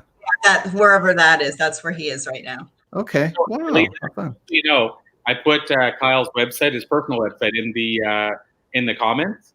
I think I put it on one LinkedIn, YouTube, and one Facebook, one LinkedIn, and one YouTube. On there, at least in those, you can put it on inside the group if you want. One thing I want to add, just as we're winding down, is Kyle and I chatted before, and I'm not going to out them here, but we chatted about his rates before, like the cost of this. And I want people to know, because I think whenever I first talked to Kyle, my thinking was the pricing on this is probably going to be like $50,000. Like crazy. I didn't have a frame of reference, but I just thought, if they're scanning my brain, this has got to be like, and I just want to let people know it's affordable. I won't put Kyle out there on pricing, but it's more affordable than people would ever think. Oh, sure. The average QEG, if you go to a medical doctor and you run it through your insurance, could be $3,000, $4,000. If you do things fee for service, they're a lot less. If you don't involve a medical doctor, they're even less. So our basic QEEG that we offer, which is a full 19-channel EEG like you would get anywhere else at a medical establishment, but read by a clinician instead of a doctor, is only $600, including the follow-up that when we go over everything with you. If you need a medical doctor to read it, then we send you down to the Chicago office, and there's a medical doctor there, and that could be another $400 to $900, depending on what they have to do. Anytime you get near insurance, things are very, very expensive. And even rates. Our rates in Wisconsin are about half of what Chicago and New York and California are. So it all depends in where you are and what you're looking for. But it is affordable. And as much as I would like to charge thousands for it, I want people to be able to do it. And I'd rather help more people and make a little less than charge so much and then not really work as much, because it's not about the money. It's about helping more people find the answers. And in turn, the money comes, like Zig Ziglar said, right? If you help enough people get what they want, you'll get what you want, right? And that's, I think, really true, is I want people to have understanding and knowledge about their mind, brain, and body. And there aren't enough people that are really willing to go that route. And even when I was in my doctorate program, I told people what I wanted to do. And everyone's like, well, you don't want to have a practice? I'm like, no, I don't want to hide out in a bunker. I want to be out in the US traveling, telling people about the rest of you guys. It's a win-win. And nobody really supported it. Everyone's kind of like, oh, you're selling out. No, I'm not selling out. I'm not going to create a book that's 10 steps to give all your answers. It's 7 steps to figure out why the heck you don't have the answers. And it's a totally different approach. And why you have the symptoms. Like, somebody's like, well, what do you do? Who do you help? Well, to me, anybody who's out of alignment with who they are and they feel less than, they're full of fear, doubt, and frustration, and know that they can and want to become more, or maybe they don't even know they want to, but they know they don't like how they feel right now. Yeah. Anything else is a symptom to me. It's a side effect of, right? Yeah. It's a side effect, and it's hard for, maybe mainstream to understand. No, you can't help everyone, but anything that's not working for somebody is a side effect of it not working from an internal standpoint. Yes. Internal. I agree. Yeah. And From the inside symptoms out. are, you could be angry or you could not be angry. Someone else could say you are or you aren't. Well, then that's a symptom. Well, I feel angry today. Well, you don't look angry. Or someone that yells, I'm not angry. That there's always that one. And it's like, wait a minute here. So symptoms, well, I think I have a headache. Well, I thought I had pain until I broke my leg in 5 places, or 3 places and had 5 different bones instead of 2. Now I understand that headaches really aren't that painful. Legs can be, and people who've been in wars or have been abused or trauma. I mean, it's all relative to what we've had so far in our story. And I think that, if you can help people unpackage some of that, like you had said, and work with those hidden things and get rid of those old tapes. I mean, I think we all still have a tape or 2, or maybe even an 8-track from when we were younger, and they're still back here causing problems. I'm trying to get rid of all mine too. So, well, we'll have a chat. We can trade, industry secrets and see how it goes. Go. I wouldn't mind a little scan just out of curiosity. Sometimes I love my clients that they come and then have a scan first and then see how much things change once they have an awareness. And once we've pulled out some of this old outdated data that it's no longer relevant, I think that would be fascinating for me. We do it with blood work. So you can see it in the blood and how the blood flows so differently, even from a 5-minute session of EFT, the blood that was a sick person's blood or somebody who could be, on their way to sickness or disease. After 5 minutes, you take the blood again and then you see the change, and it's like mind-blowing. So those that need that scientific proof, it's nice to have these options available. It sure is. Yeah. That we need to have more objective scientific things rather than just opinions. I think that's what's hurting the alternative health field, is there aren't enough people that can replicate those theories or thoughts. I mean, they might be accurate, but some people need a little bit more. I'm more understanding, and I'm willing to investigate things that aren't just black and white. But a lot of people that I have in my area are very conservative in a sense, where they want everything to be laid out, but then the doctors isn't laying out those things in their brain and their mind. And they're like, well, how come my doctor didn't offer this and you do? I'm like, well, thanks for being respectful. Because, they always look at MD, PhD, no D, blah, blah, blah, down the line. And, there's a lot more respect and leverage with the PhD than before, but there still isn't the respect that the MDs have. And if they were doing all of it, I guess I wouldn't have a job. So it's not that I want all of them to put me out of business. I just want to play in the same sandbox. I think that's what we all need to do, is take in people's strengths and weaknesses and work together and, be honest with someone, and say, yeah, they have this. Maybe you should check that out. But still, let's make sure you have your health, secured. It's all about well-being. So I commend you. Yay to know that you're out there, playing in the same sandbox. Nice Yes. to have sandbox and on the playground for sure. Yeah, I know. I agree. Awesome. Well, this has been an absolute pleasure. One thing I want to say from your website that I just love to close things off, but I think it's powerful because, and it's, by the way, by Dr. Amen, so you probably know where I'm going with this, but there's a quote, Eileen, on Kyle's website, and you've heard me say the quote, Eileen, that I believe so many of us spend all kinds of time figuring out how to feed our body, but so little time figuring out how to feed our mind. And yet equally important. And so when I saw this, Kyle, it made me think of this quote that you put up by Dr. Amen made me think of that, which Kyle said, the brain is the only organ that we don't look at before we treat. Absolutely. Yeah. And we digest everything with our mind and our thoughts first. So Yes. anything that goes in our body takes a message. And if we're loving that cookie, eat the whole cookie. If you're not loving the bite, put the cookie down. That's what I say.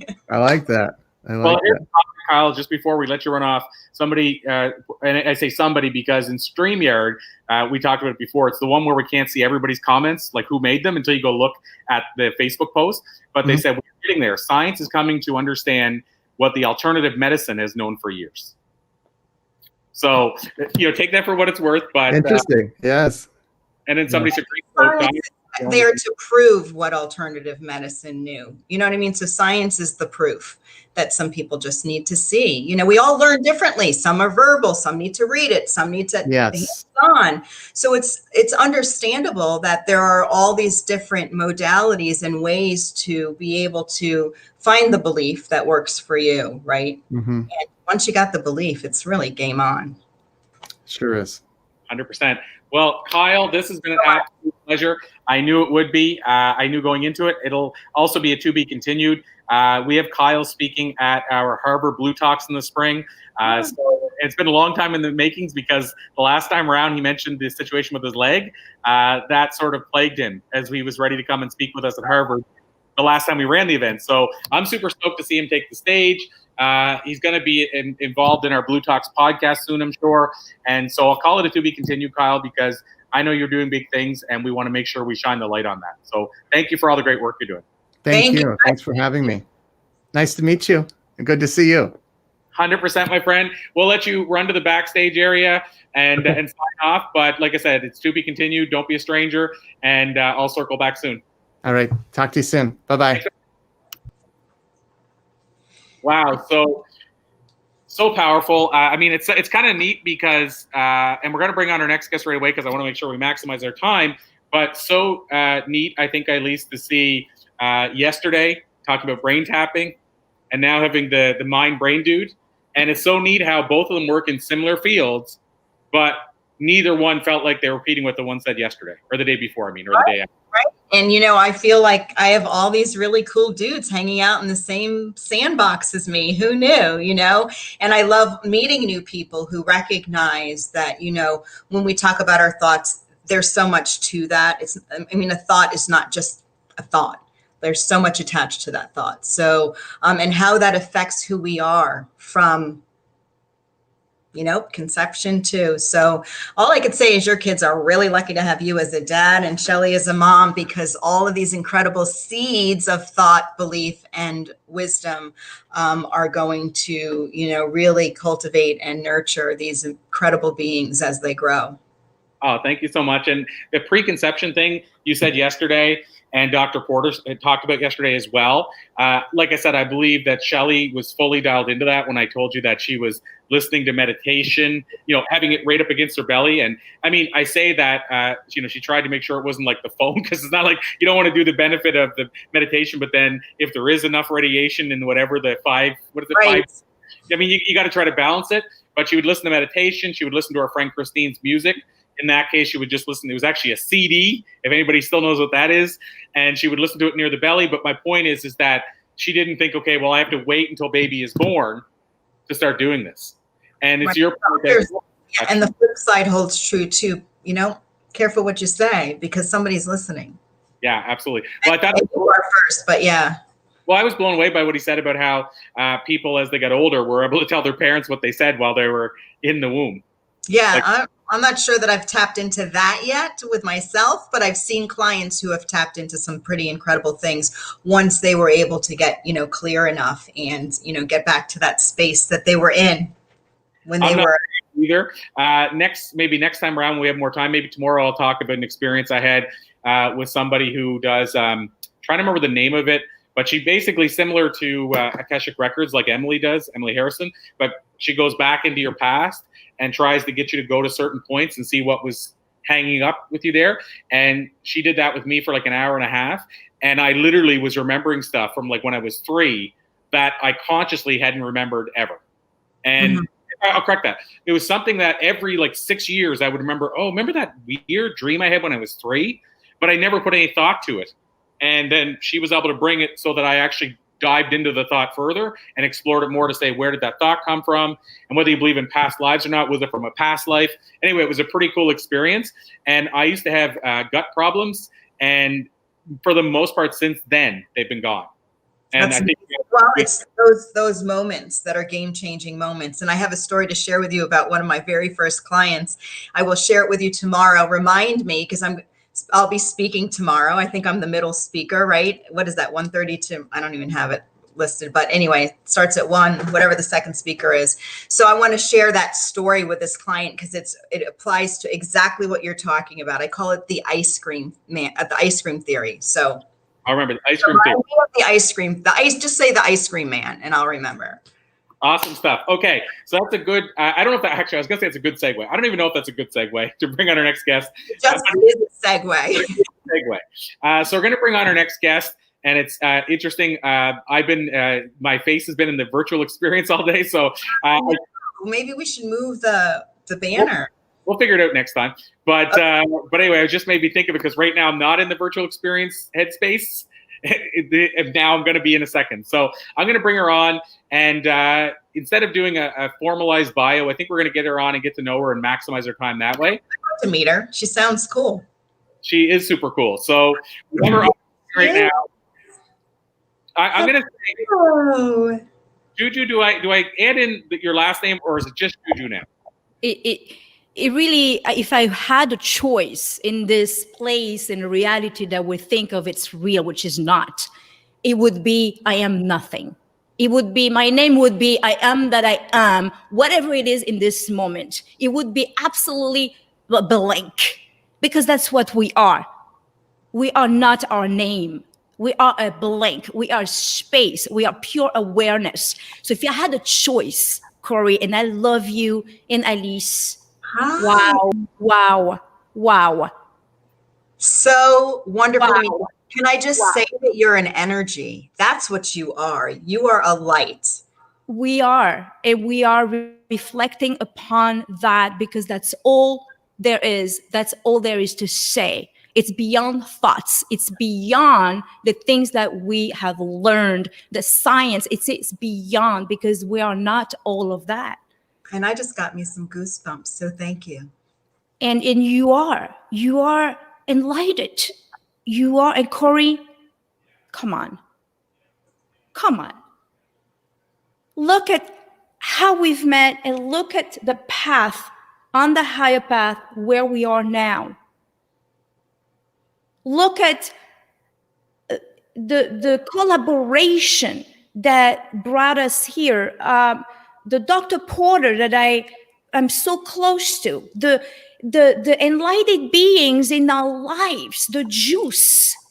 There is no need to try to understand because it is happening right now in this very moment. It is the experience of itself. That is the wisdom. There is nothing to explain.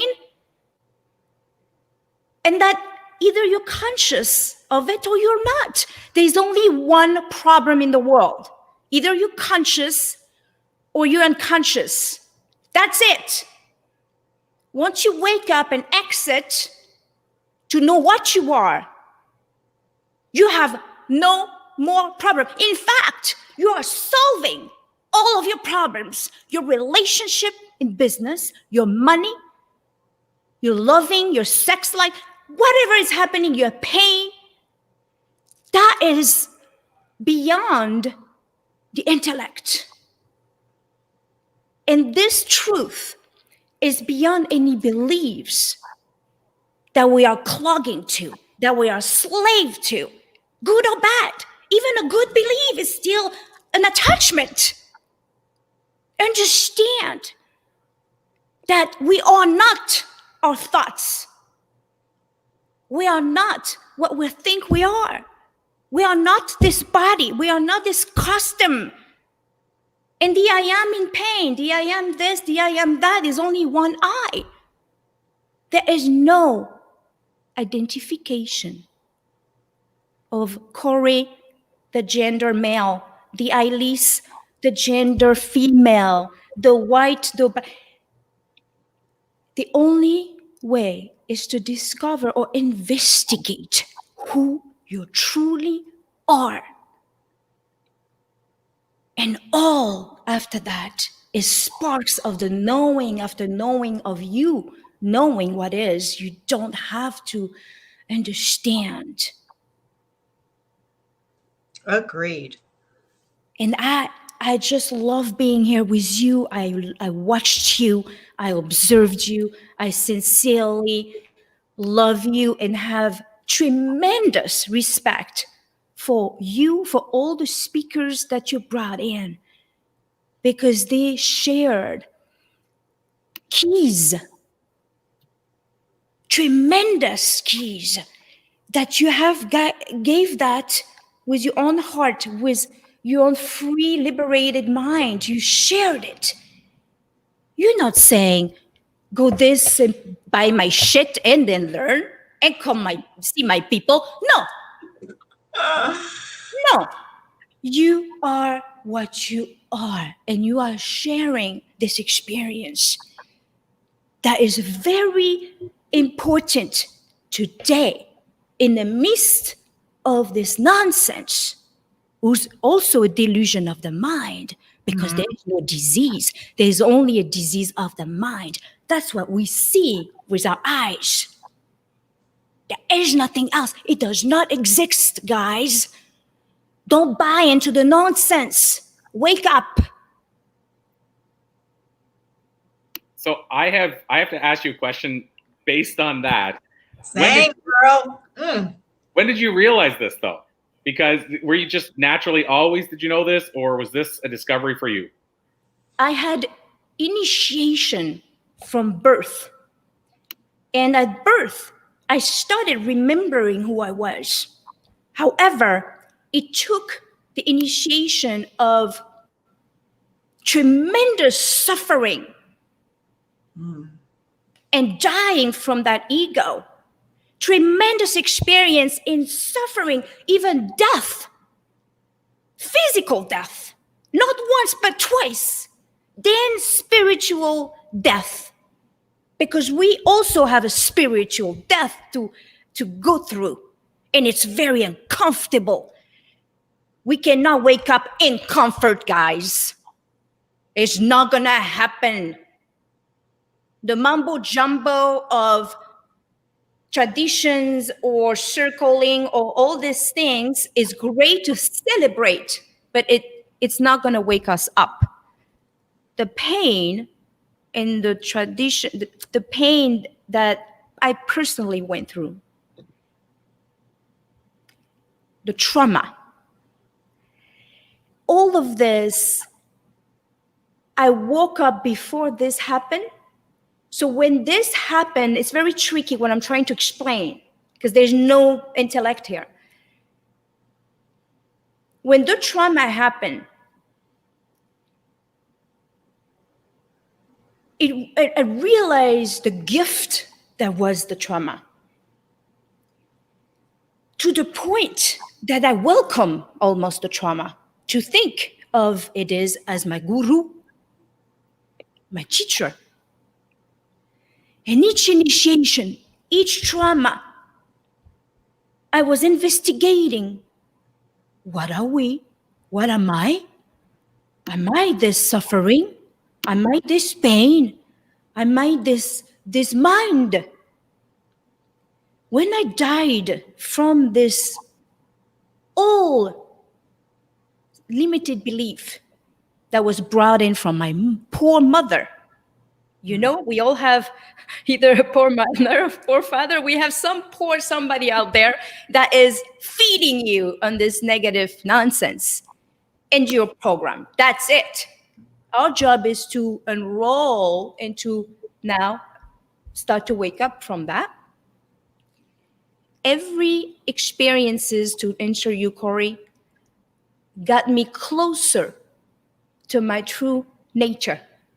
I am very grateful. I have a quote that I always say is be grateful for the beating, be compassionate for the beating, because that is the guru. It's not out there. It's not.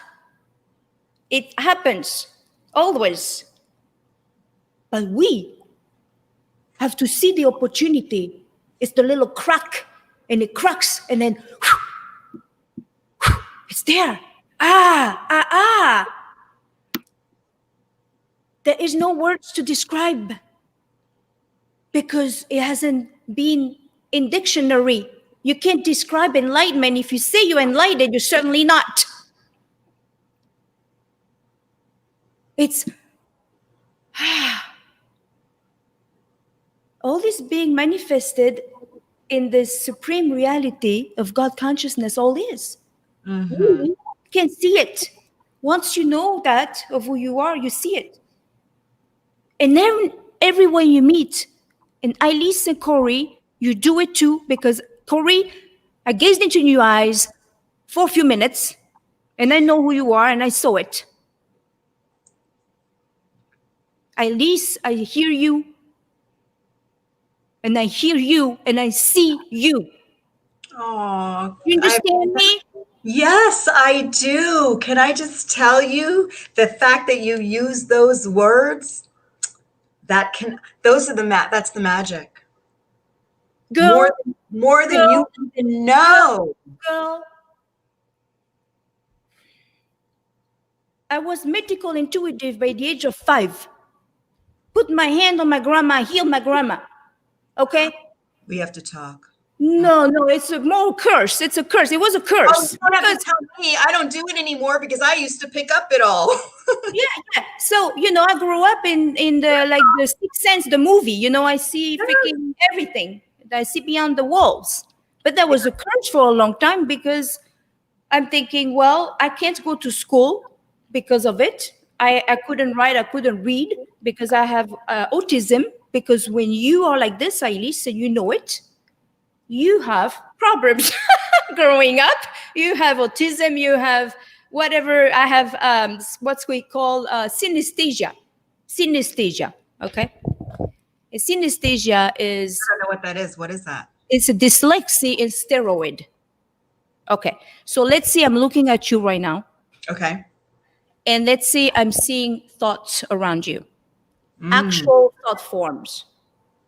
Let's say I am looking at the wall behind you and I'm smelling the wall instead of the color that is. So the color for me is smell. All my senses are on steroid. Like, okay?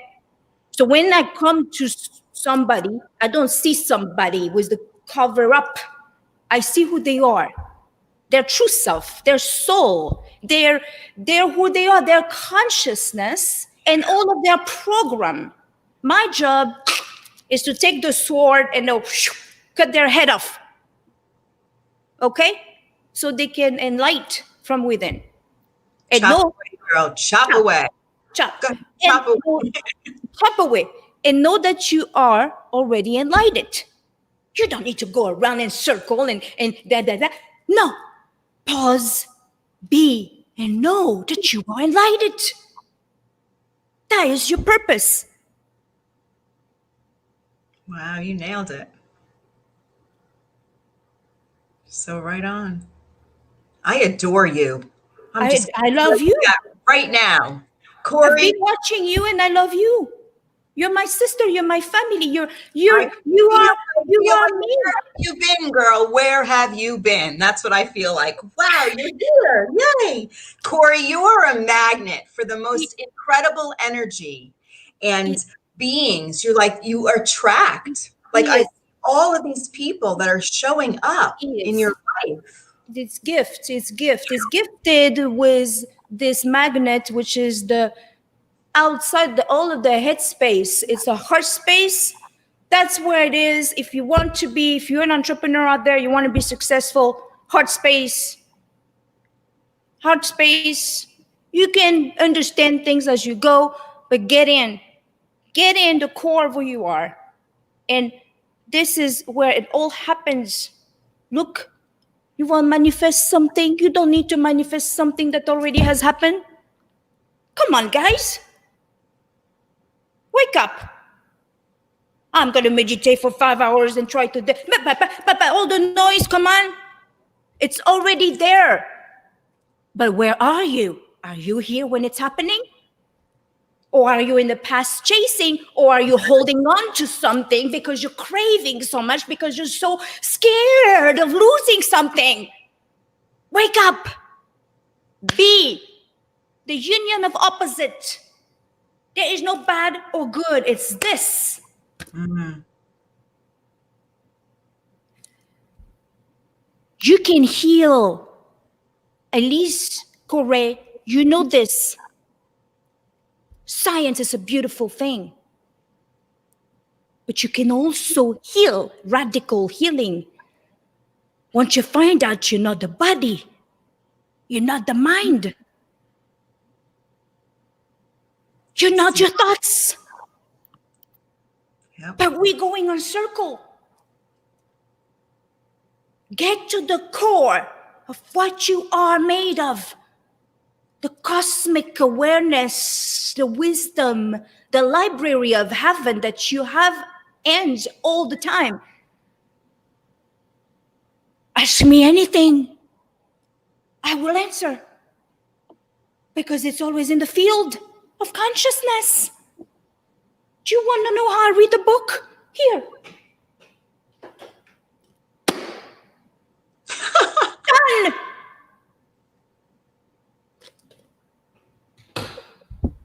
I love that. You know, I have this whole library of all I had. We moved. And people would say, wow, you read all of them? I said, no, I just need them in my space. And somehow I'll have a talk or a conversation or work with a client. And I've had priests come to me and pastors and rabbis, and they say, did you know that was whatever and whatever? And I'm like, first of all, it's not the first time somebody's come and told me that, but I don't even read. I just have it around me. And so I love that you're using that example, because I used to think, well, maybe it's in my head, but it's really like all you need is this space. And the words, Claude, I mean, I talk about thoughts a lot, but I try to make it real, because people. Yes. So the whole Flip Your Script is about making it simple and fun and easy. But the reality of it is that nothing matters. Yes. But it's hard to. So I try to bring, people in by making it simple. And Corey knows the biggest challenge for me is to define what it is I do when there's really just no definition. So this is what it is. When somebody asks you. Right, Corey? You're like, I don't even know what to tell them. What do you do? I don't know what you do. I'm like, I don't know what I do. I'm just taking what I do. Yeah. So help me, girl. Let's do it. And answer, because that's what I get all the time. I do zillion things. I'm good at everything. I don't know what to say to people. I'm like, you put me there, I do it. It's just what it is. Well, so what is it you do, Elise? Answer by a question. Don't answer. What do you need? What do you think that I do? Ooh. So you let them work their intuition, and you put them at work right away. They don't know they're working. What do you think? I'm writing that down right now. That's a very interesting question, Elise. What do you think? What do you think that I do? I love to find out your feedback. What do you think that I do? And they're going to go and let them go. Let them work for you. I love that. So it brings content in the conversation, and they get them to open their thinking and open their mind. Because when's the last time somebody asked them a question? Mm. It's always, I am this, I am JuJu, I am doing the business, I am doing this, I'm going there, I'm bad. But it's not like, whew, in this moment, what do you think that I do, and who do you think that I am? What comes to you? I love to find out. So now you Ooh, get them in your train. You put them in the train, in the path. I love that. That's fun too. Yes, because it gets the juice going. So I have a follow up to that. How does, or at least if she's sitting there saying, because she could be, that will work if I'm on a Zoom call with somebody or if I'm one on one. But how would you suggest she does it if she's hosting her own Facebook Live and she doesn't really get to interact with people, but she wants to let them know what she does? Is there a way you would say she does that, or would you say she poses the question to everybody and just let them think on their own? No, so that's a very different situation. She was more saying, like, in an organic conversation, let's say, like for me, for instance, I go to the grocery store and people are like, it's like they come to me, they ask me things, like, I don't know why they do it, they just do. And so that's an organic lifestyle conversation. When it comes to this type of work online, like you suggest, especially right now, it's all online. You would engage by saying, that's an interesting question, I would love to answer. When is the day that would be okay for you to meet? Then you would do a 15-minute free Zoom where you capture, their essence, or even, on the business side of things, and you get to know them, because it's not about you and what you do. It's about them. Yeah. It's about them. That's an interesting question. I would love to tell you more. I have 2 days available for my invite calling, free 10 minutes. Let's jump on the Zoom after this, because I feel that you and I are connected for some reason. I'm not sure why, but I want to investigate this. I like it. Mm-hmm. And that's then, really because yeah, that's great. The fear of loss, people wants to know what they don't know. And if you give them everything right away, like for me, if you go on the web, I'm everywhere. I speak everywhere. But they're still wondering what she does. Where does she at? Me too. People are like, I think you must see you everywhere, but nobody really knows what I do. It's like, mysterious, mystical, like I want to really know where she's at. So when I have an event coming up, then now it's like, it's like the curiosity cannot, hey, like basically what you did, Corey, is like planting those seed in your event everywhere. And we're like little kids, please, get me more. Right? Yeah. And so then I'm going to follow up with, I'm trying to help Elise here as well as we go. It's a kind of a mini coaching session. But the other one question I have on that, and then I want to dive into the podcast that you're going to be launching soon. But as far as this with Elise as well, now, what do you think about the idea and you may have given us the answer anyway, but the idea of if she's actually presenting one-to-many, so she's not interacting with one person, would she then say, you might be wondering what I do based on what I'm saying, let's schedule a 15-minute strategic call? Is that what you would? Wait, I have a follow-up, because this is a good example. So Corey and I have known each other for 4 years. I know what I do. My clients know what I do. The clients know that their lives just changed. Yeah. But Corey has a hard time, right? You do, Corey? And we're going public with this, because I'm like, hey, all these podcasters, bring me on. Let's have a chat, but I don't know what to tell them what you do. You said that, right, Corey? So it's not just me. It's like somebody else to refer. They don't know what to say. They know their lives change and they're like a whole new being. Their energy is different, like everything. They're attracting, they're manifesting. They're like superpower. Yeah, superpower. How do you, so yes, I agree with you, Corey. You should have like a Q&A session, a live Q&A session. I do those. Do live Q&A session, because when they have their moment, give it to them. When they have their moment, they're like, That's what you do. Now we understand why you couldn't say what you do. Your job, Corey, is like, you don't have to say what she does and what doesn't. It's like, look, I have an agent, I train him, right? Look, you want transformation? Yeah. You want happiness? Yeah. You want fulfillment? Yeah. Do not question me. If you trust me, right? Yeah. This is the link. Book a time with Elise. You don't need to know. You don't have to have all the bells and whistles, because this is what's happening. You know this, Corey, more than you enlightened. You know this. How we've met, the situation, how we after that keep coming on meeting us, very miracle. Because the divine orchestration that's happening, you having to be the bridge of this consciousness for Elise, it manifests on its own. It's like it takes a life on its own. So your job is to say, you trust me? Yes. Okay, go there, blah, blah, blah. Let her handle what she does. Yes, that's the best. Because if you say, oh, she's a guru, or she's a healer, or people, they're going to put in their box, boom, boom, boom, their little boxes, tiny little box, tiny brain, boom, boom, boom. Oh, that's what she does. Oh, I don't need that.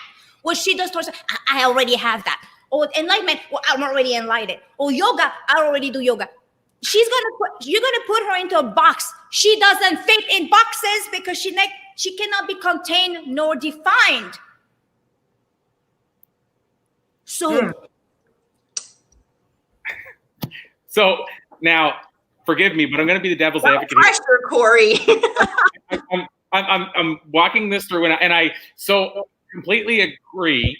But I'm going to throw one more thing at you, because here's the devil's advocate side. So yes, I agree completely. There's people that I'm connected with, let's say that have podcasts, that if I say, put Jim Smith on, he's going to be awesome, they'll say yes. But or reach out to Jim Smith. You don't just trust me, you need to talk to him. But there's other people who I've known for years that will say, Corey, I need to know what they do, or I'm not reaching out. Perfect. And they won't budge until I say this, or they'll say, send me a website and I'll decide. So I run into this a lot, and this is at least what you're talking about.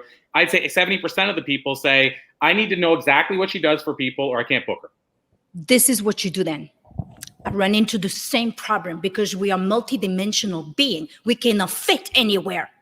Yes. So you do this. You say you have to answer with questions. What if I tell you that your audience will get so much nuggets out of this? She's going to get you an experience that you won't forget. The matter of fact, you'll grow your audience. Do you have a testimonial, Lilies, that shows somebody who went through a transformation? Of course you do. Oh, do you have a transformation? So this is what you do. This is the only way that can work this. Beside the bio, see, you didn't even have to tell my bio. Who cares about my bio, So you go and then you share this testimonial in an email. Quick. Now it's visual. They can see it. They can see the testimonial. You can have your website, but the testimonial speaks for itself. Right. Now, that would you suggest is that also that you would do a video, if you never have it already, I don't know if you do or not, but yourself, like you are now. Use this video. I got a ton of them. I pick a video, pick one of the Fridays, pick a video. I'll have you on my podcast without even thinking. I would love to have a hangout and chat with you. And I'm going to bring you on a Flip Your Script Friday. We are going to have a blast. So, Corey, I do get what you said, because most people in business, they want to see the proof of something, and that's normal. That's okay. We don't want to scare them away, okay? So we want to give them what they want. And it's like, hey, She's going to give you the experience. Why don't you watch this quick testimonial video of one of her clients, but you also want her to be her in the video as well, so they can see it for themselves. They can see, because on podcast, and I teach speakers, how to be themselves. It's like on podcast, you want to do what we're doing right now. This is what we want in our podcast. We don't want a dead beat. Okay? We don't want a guest that comes in and say, I am the headspace, So you have to show you who you are. We'll work on it, Corey. Now we have some really good tips. I have a question. What's the name of your podcast going to be? The Mystical Entrepreneur. Ooh, it's perfect for you. Perfect. If you have to use words, those are good words. Well, and I want to dive into the podcast in a second. I'll just add on to that. So I love what you said there. And I think what I also have to factor in too is some of the people, you also have to look at who are her people. Who's the right person for her? Because there are people in the podcasting world now, but that's the thing, Elise, you're saying everybody. But here's the challenge with that. There are some people in the podcasting world now that'll say number of people on your email list and send a screenshot of verification. And it says minimum 10,000, you're not on my show. Well, it's hard. There's certain people that they're saying it has to be a female who's between the ages of 35 and 36. Like there's certain ones that maybe they're just not your people. That's my point. Like maybe I have to stop looking saying, these 10 I need to pitch at least to. Maybe it's certain ones they really aren't the fit because they're asking for a CEO who's currently has 1,000 employees. Like what I'm saying is I'm just talking about connections, but doing these events, do you know how many amazing connections we make? Like I just love hanging out here and meeting you. Like where would we have met? Probably would have met sometime, but like we already met, Elise. I know. We already met. Well, and I've shared many times the synchronicity of how Elise and I met, and JuJu, I shared the synchronicity of how you and I met twice this week alone. How did you meet? How did I miss that? About how we were at did you want to share it, JuJu? Because I shared it twice now this week. The double connection, right? Like yeah. We're at an event and then somebody brought her up and something. Yeah. Well, we were at an event and then we were actually one of only two people that stared into each other's eyes at that event. Oh, and that's what you said. Yeah, and he never did the eye staring thing, Steve, that runs the event, at the next two events I was at. So she's one of only two out of 4 events, because we did a digital one last week. That's out of 800 people. And then there were only 200 people roughly at that event. And then, as you said, the person that manages stuff for you and book stuff for you said to me, hey, you got to meet this person, et cetera, et cetera. And a little bit later, she comes on the screen and we go, wait a minute. We already know each other. So I'm hearing your voice. I'm like, what the heck? And then I see your face. I'm like, oh, wait a minute. That's insane. That's so beautiful that happens that way. And life happens that way all the time. We just miss it, if we're not here. And so it's so cool. And you, out of anyone, my gosh, to be able to work with you in any matter, in fact, and anything at all, it's such a blessing because you are brilliant. You really, truly are. You really are, Corey. And I know sometimes it's tough to receive, to receive compliment, it's like, but yeah, you do amazing work and you give so much that is of you, you give so much of you, of your truth. The ability that you have to connect, that the magic is that your ability to connect, that you have to, the ability that you have when you connect with others. It is something that everyone in business must master. Because without that, there is no business. I love what you said too earlier about heart-centered and a heartpreneur, because the truth is I wasn't always that person. I always tried to serve, but actually being heart-based and heart-centered, I don't know if I always did that in business. And that's been a transformation to me. But I don't know if you guys have both noticed this, but I noticed there's a lot more heart-centered entrepreneurs now than there ever has. At least if there's not more, it's because the social media has shown us more. But one way or another, I'm seeing more heart-based businesses than ever before. And that tells me we're on the right path in business. Unless it's just that we're social, so we see it more. I'm hoping that's not the case. No, it's not the case. I'll clear it for you. I'll clear it. There. It's always there. It's always from the heart. It's I mean, that's what I see in the world. I see the heart. I see the good, the best of. But I feel like we're going further in that direction now. Like I can't generalize, but I feel like more of us are waking up. Is what I'm trying to say. More of us are becoming conscious. I even think that's a little judgy. I think it doesn't. Anyway, you tell us what you think, JuJu. But I hear you both very clearly, and the thing of it is, it's like you're right by saying it's a little judgy, because like right now in spirituality, you have a lot of like, are you awake, or are you not? It's like, I'm not gonna hang out with you if you're if you're not awake. I mean, that's just not nice. That happens though. Are you woke? Is the question. I know, but even saying that's like saying you're enlightened or whatever. But like, I believe everybody does the best they can with where they are and what they know, and we're growing, and then the best changes. As we change, the best changes. And if we can look at the world and these beautiful beings as doing the best they can with where they are and what they know, and as they grow, then the best grows with them. And that's all we need to know, no matter what it looks like for us. And that's where I'm like, that's what I want to scream. It's like, we're all doing the best. You're doing the best. When my best changes, I get to change with it. The beauty of it.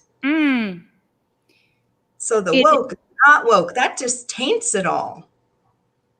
The thing of it is, the suffering is this duality, the separation of things.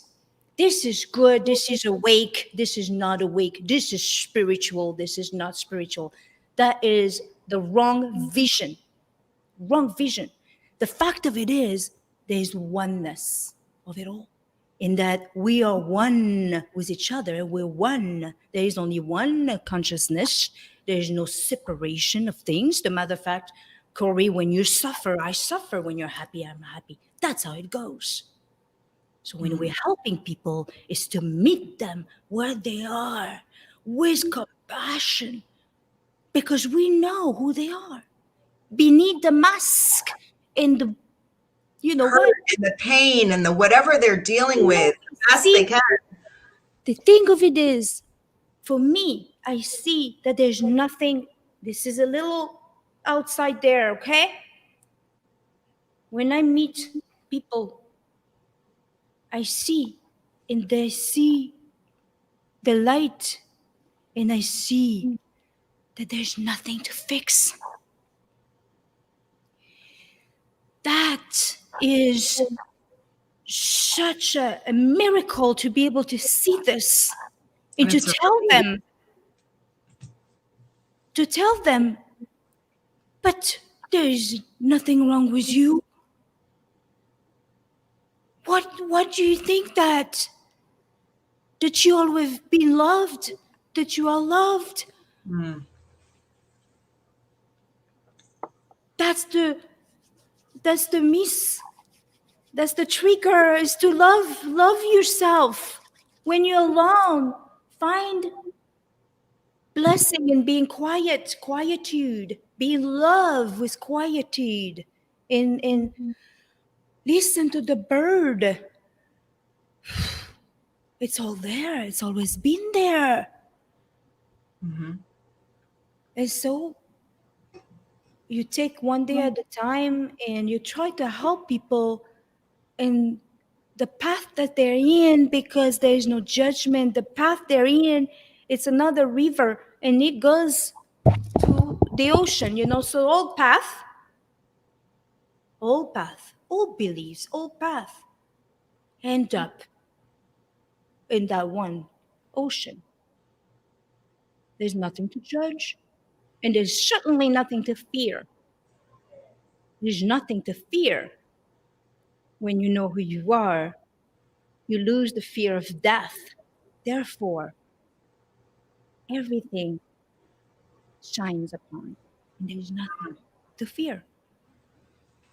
Nothing. And something beautiful that you said, there's nothing to fix. I will tell you that when I have somebody come to me, and we were together on this journey, and when I let them know that there's nothing to fix, the relief, the energy, the shift I can see it physically in their faces that you're a little out of alignment. That's all.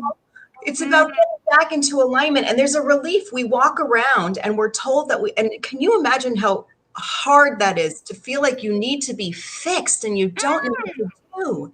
To me, that's the heartbreaking piece. Yes. But to let somebody know that they're just a little out of alignment from who they really are and the love that's already there, and helping them. That's what I do. I help people get back into their aligned space. Do you hear that, Corey? Do you hear that, Corey?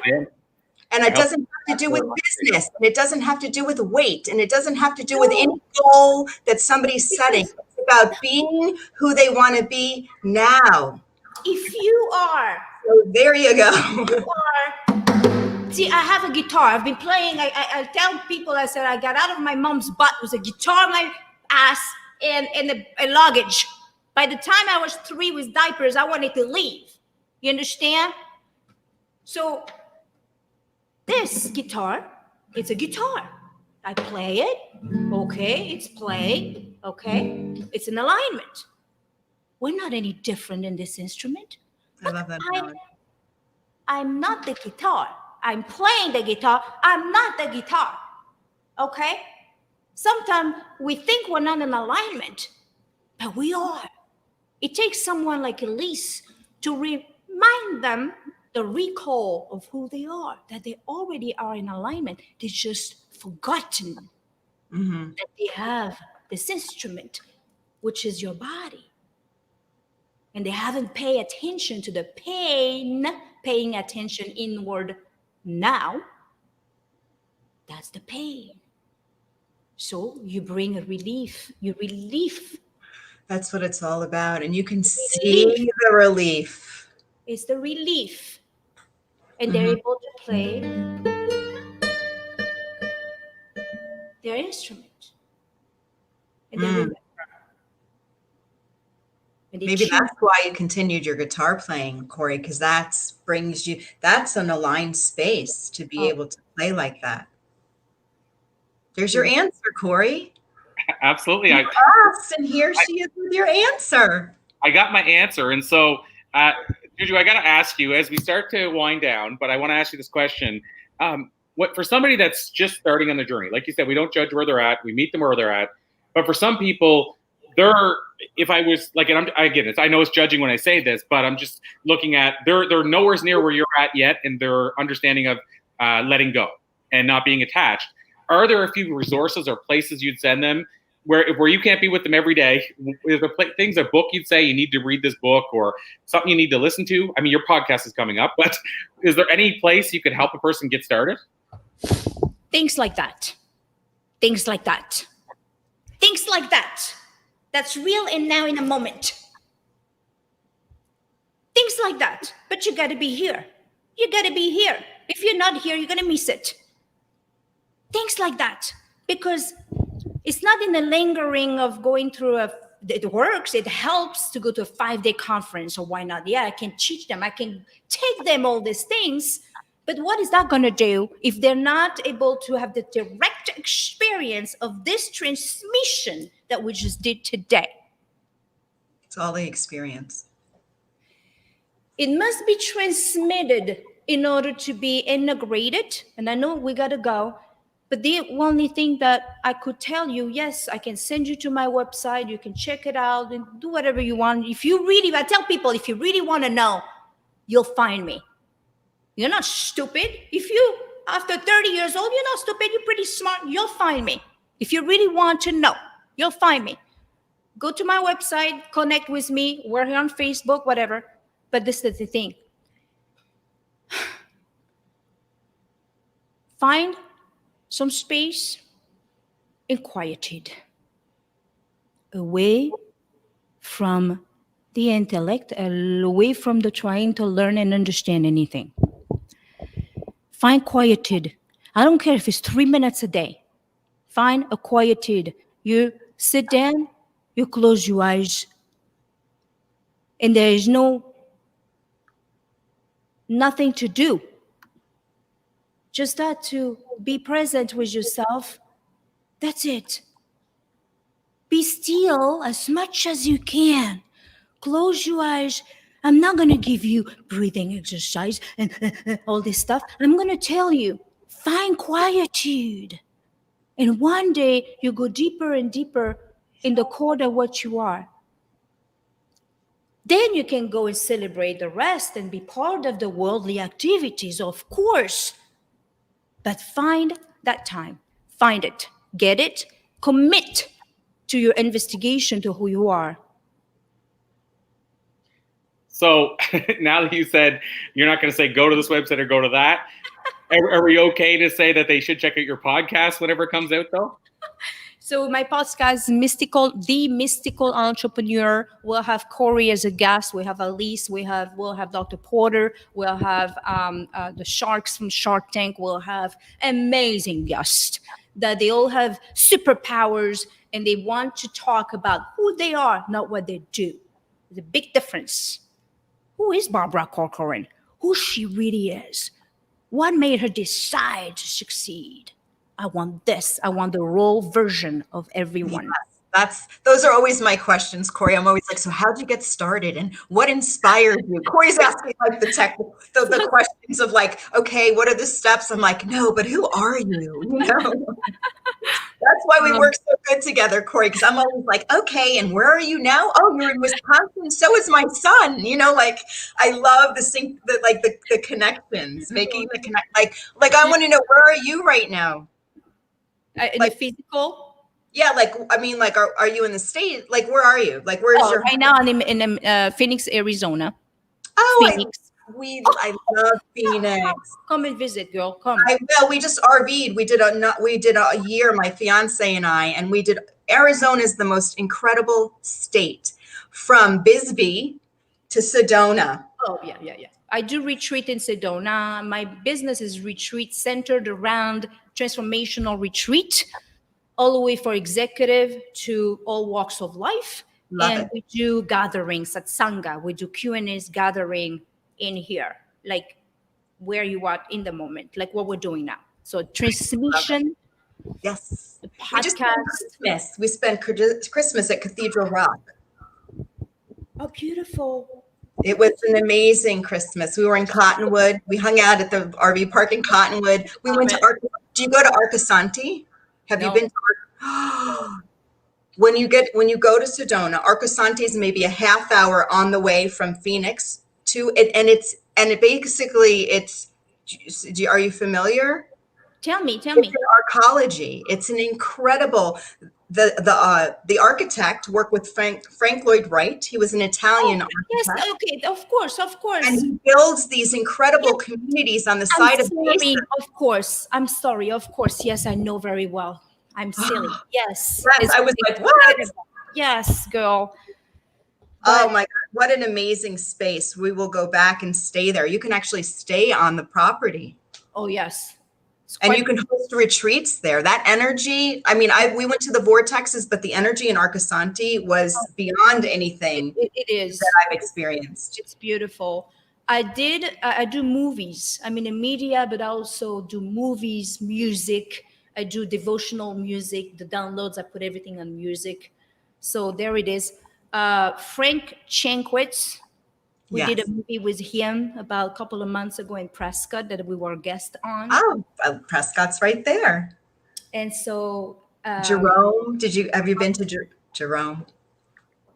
So come. I will. You're welcome. We'll meet her there, Corey.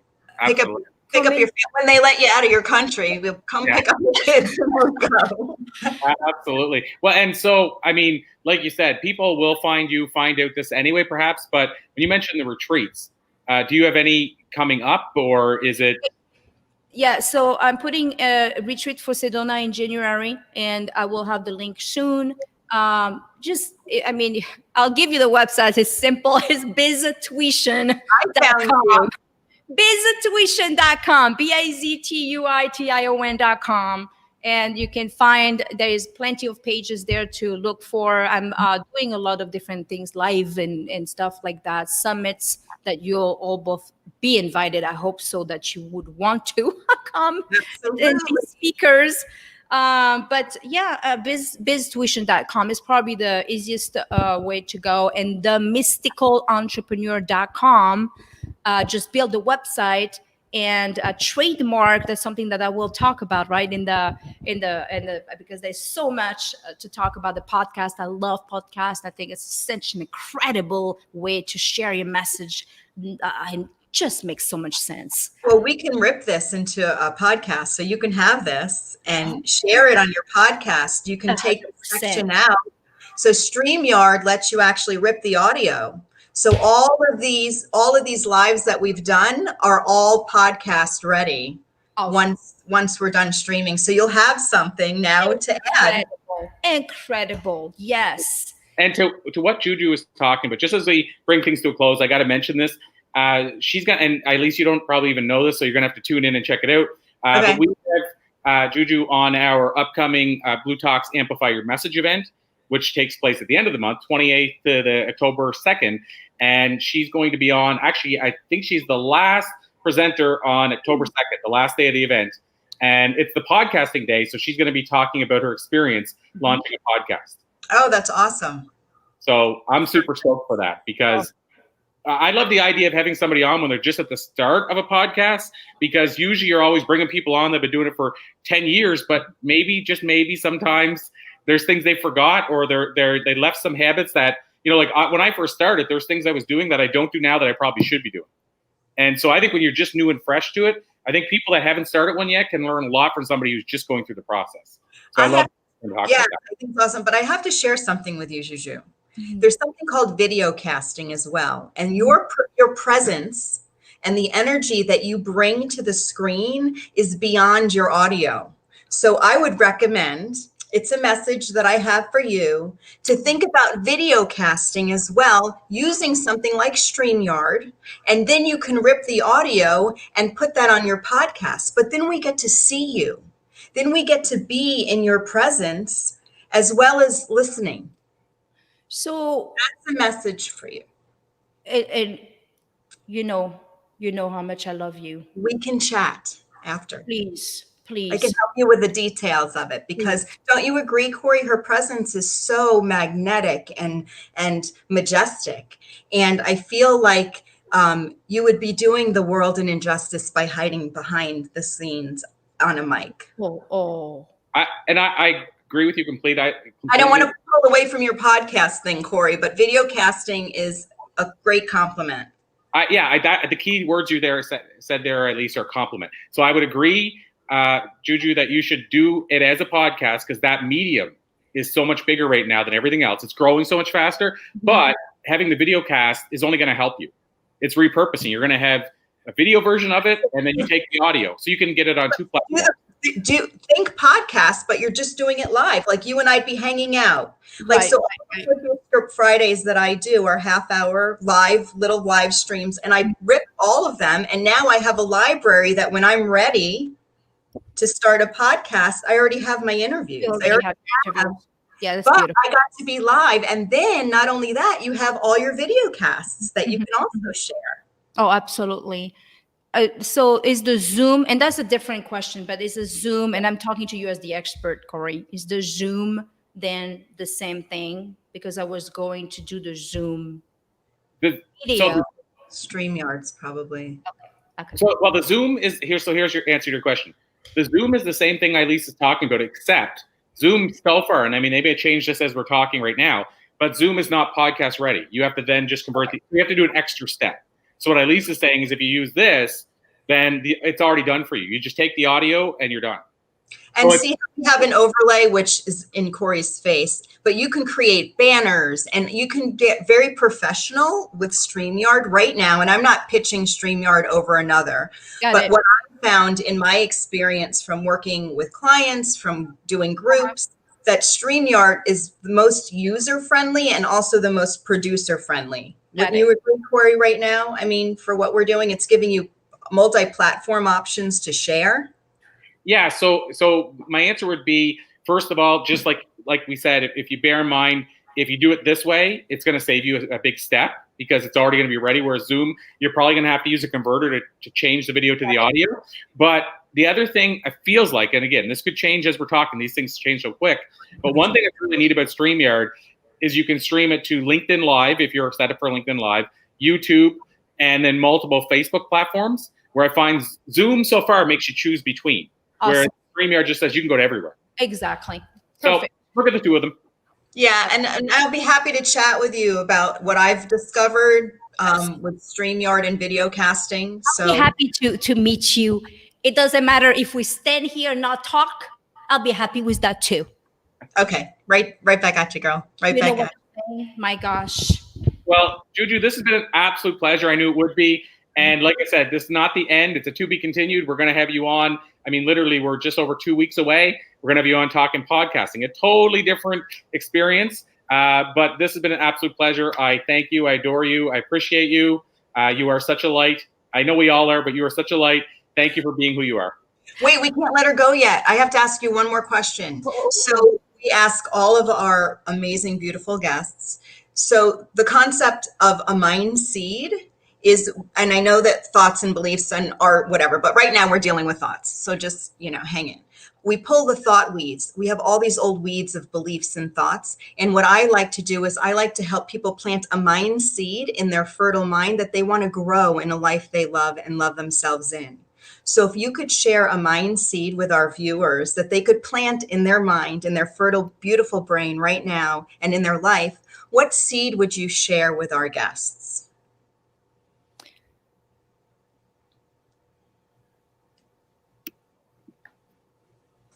Flow. Flow with life. Beautiful. Flow. That's it. Just need one word. Flow. Thank you. Love you. I love you very much. Very much. So much respect. So much respect. Right there. Right back at you. Corey. Amazing. Thank you as always. And I will see you very, very soon. Yes, love. Awesome. Thanks so much, JuJu. We are going to send you backstage, but that doesn't mean your energy's not still here with us. Thank you. True that. Awesome. Oh, I'm so excited that she was on. I almost feel tickled. That feeling when you're tickled? What a tickled surprise, I already had a sense of who she was, but just beyond. Amazing. That's it. Wow. This week, as we talked about, I have a lot on the go this week with moving into a new place and us doing the event and so many other things. But this is what keeps me going. This is what gives me that extra light and energy, is these experiences that we keep having. And so, of course, I always thank you, Elise, for making that possible. And, obviously we've had 2 amazing guests today and a third one that's going to come back. You can probably announce that now, because I think you mentioned that to me privately, but we didn't say it on here. As far as, I think you're going to bring Don on for an upcoming interview. Oh, yeah. So Don Cote or Cote? How do you pronounce his last name? I say Cote, so I think it's correct. Cote. It reminds me of Don Quixote. Never mind. Don Quixote. If you say it fast enough, it sounds like, what is it? The Way of the Peaceful Warrior? No, that was Mark Millman. But Don Quixote. Yeah, I do. You read his series growing up. That was like part of the spiritual path. I know. Anyway, so Don Cote, and he's launching a new website. So I'm not sure, how to contact, get his information now, but he was supposed to be one of our speakers today and was having technical difficulties, which I personally can relate to because Tuesday was a challenge. But he's going to be the special guest on Flip Your Script Friday. So we're relaunching Flip Your Script Fridays from 1 to 1:30 Eastern, right in the bLU Talks Flip Your Script virtual experience group. I share with the group. Maybe Corey can help me, plug into the YouTubes as well. But right now it's going to be in the group itself, and he will be the special guest. I'll have more information on our group site in the upcoming week. And that's it. So he'll be our special guest, which I'm always excited to know who's coming up. I'll share a little bit more about who he is once I get to know him better, because I would have gotten to know him today on the interview. And then tomorrow's guest, we have Rhonda Huff, right? Correct. Lisa McNeil. Yes. Lori McNeil. Lori A. McNeil. Lori A. McNeil and yours Uh, truly. And Elise Rothman. And now, you know what? JuJu has just given me sort of this new lease on new lease on Elise, right? So I'm going to talk about what it is I really do. And it is about helping people come into alignment with who they truly are, not about fixing, not about their business, not about their goals that they're setting, about who they truly are right here, right now, without needing the goals, period. And I'm talking chronic pain. I'm talking emotional, physical, whatever the symptoms are that are holding you from being who you want to be, how you want to feel right now.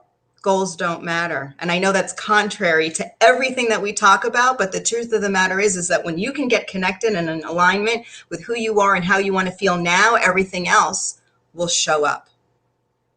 So 100%. how do you like that, Corey? That's what I've been hiding behind. I thought there's too much to talk about, but JuJu, let it out. So we're talking about how I use EFT in that process to help people get to the root of some of their old beliefs and how they've been holding themselves back without even knowing.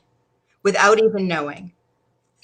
funny when you think conditioning, like from movies and TV shows, the conditioning from hearing this line a lot of times, when you said, how do you like that, Corey? For whatever reason, my head went to, how do you like them apples?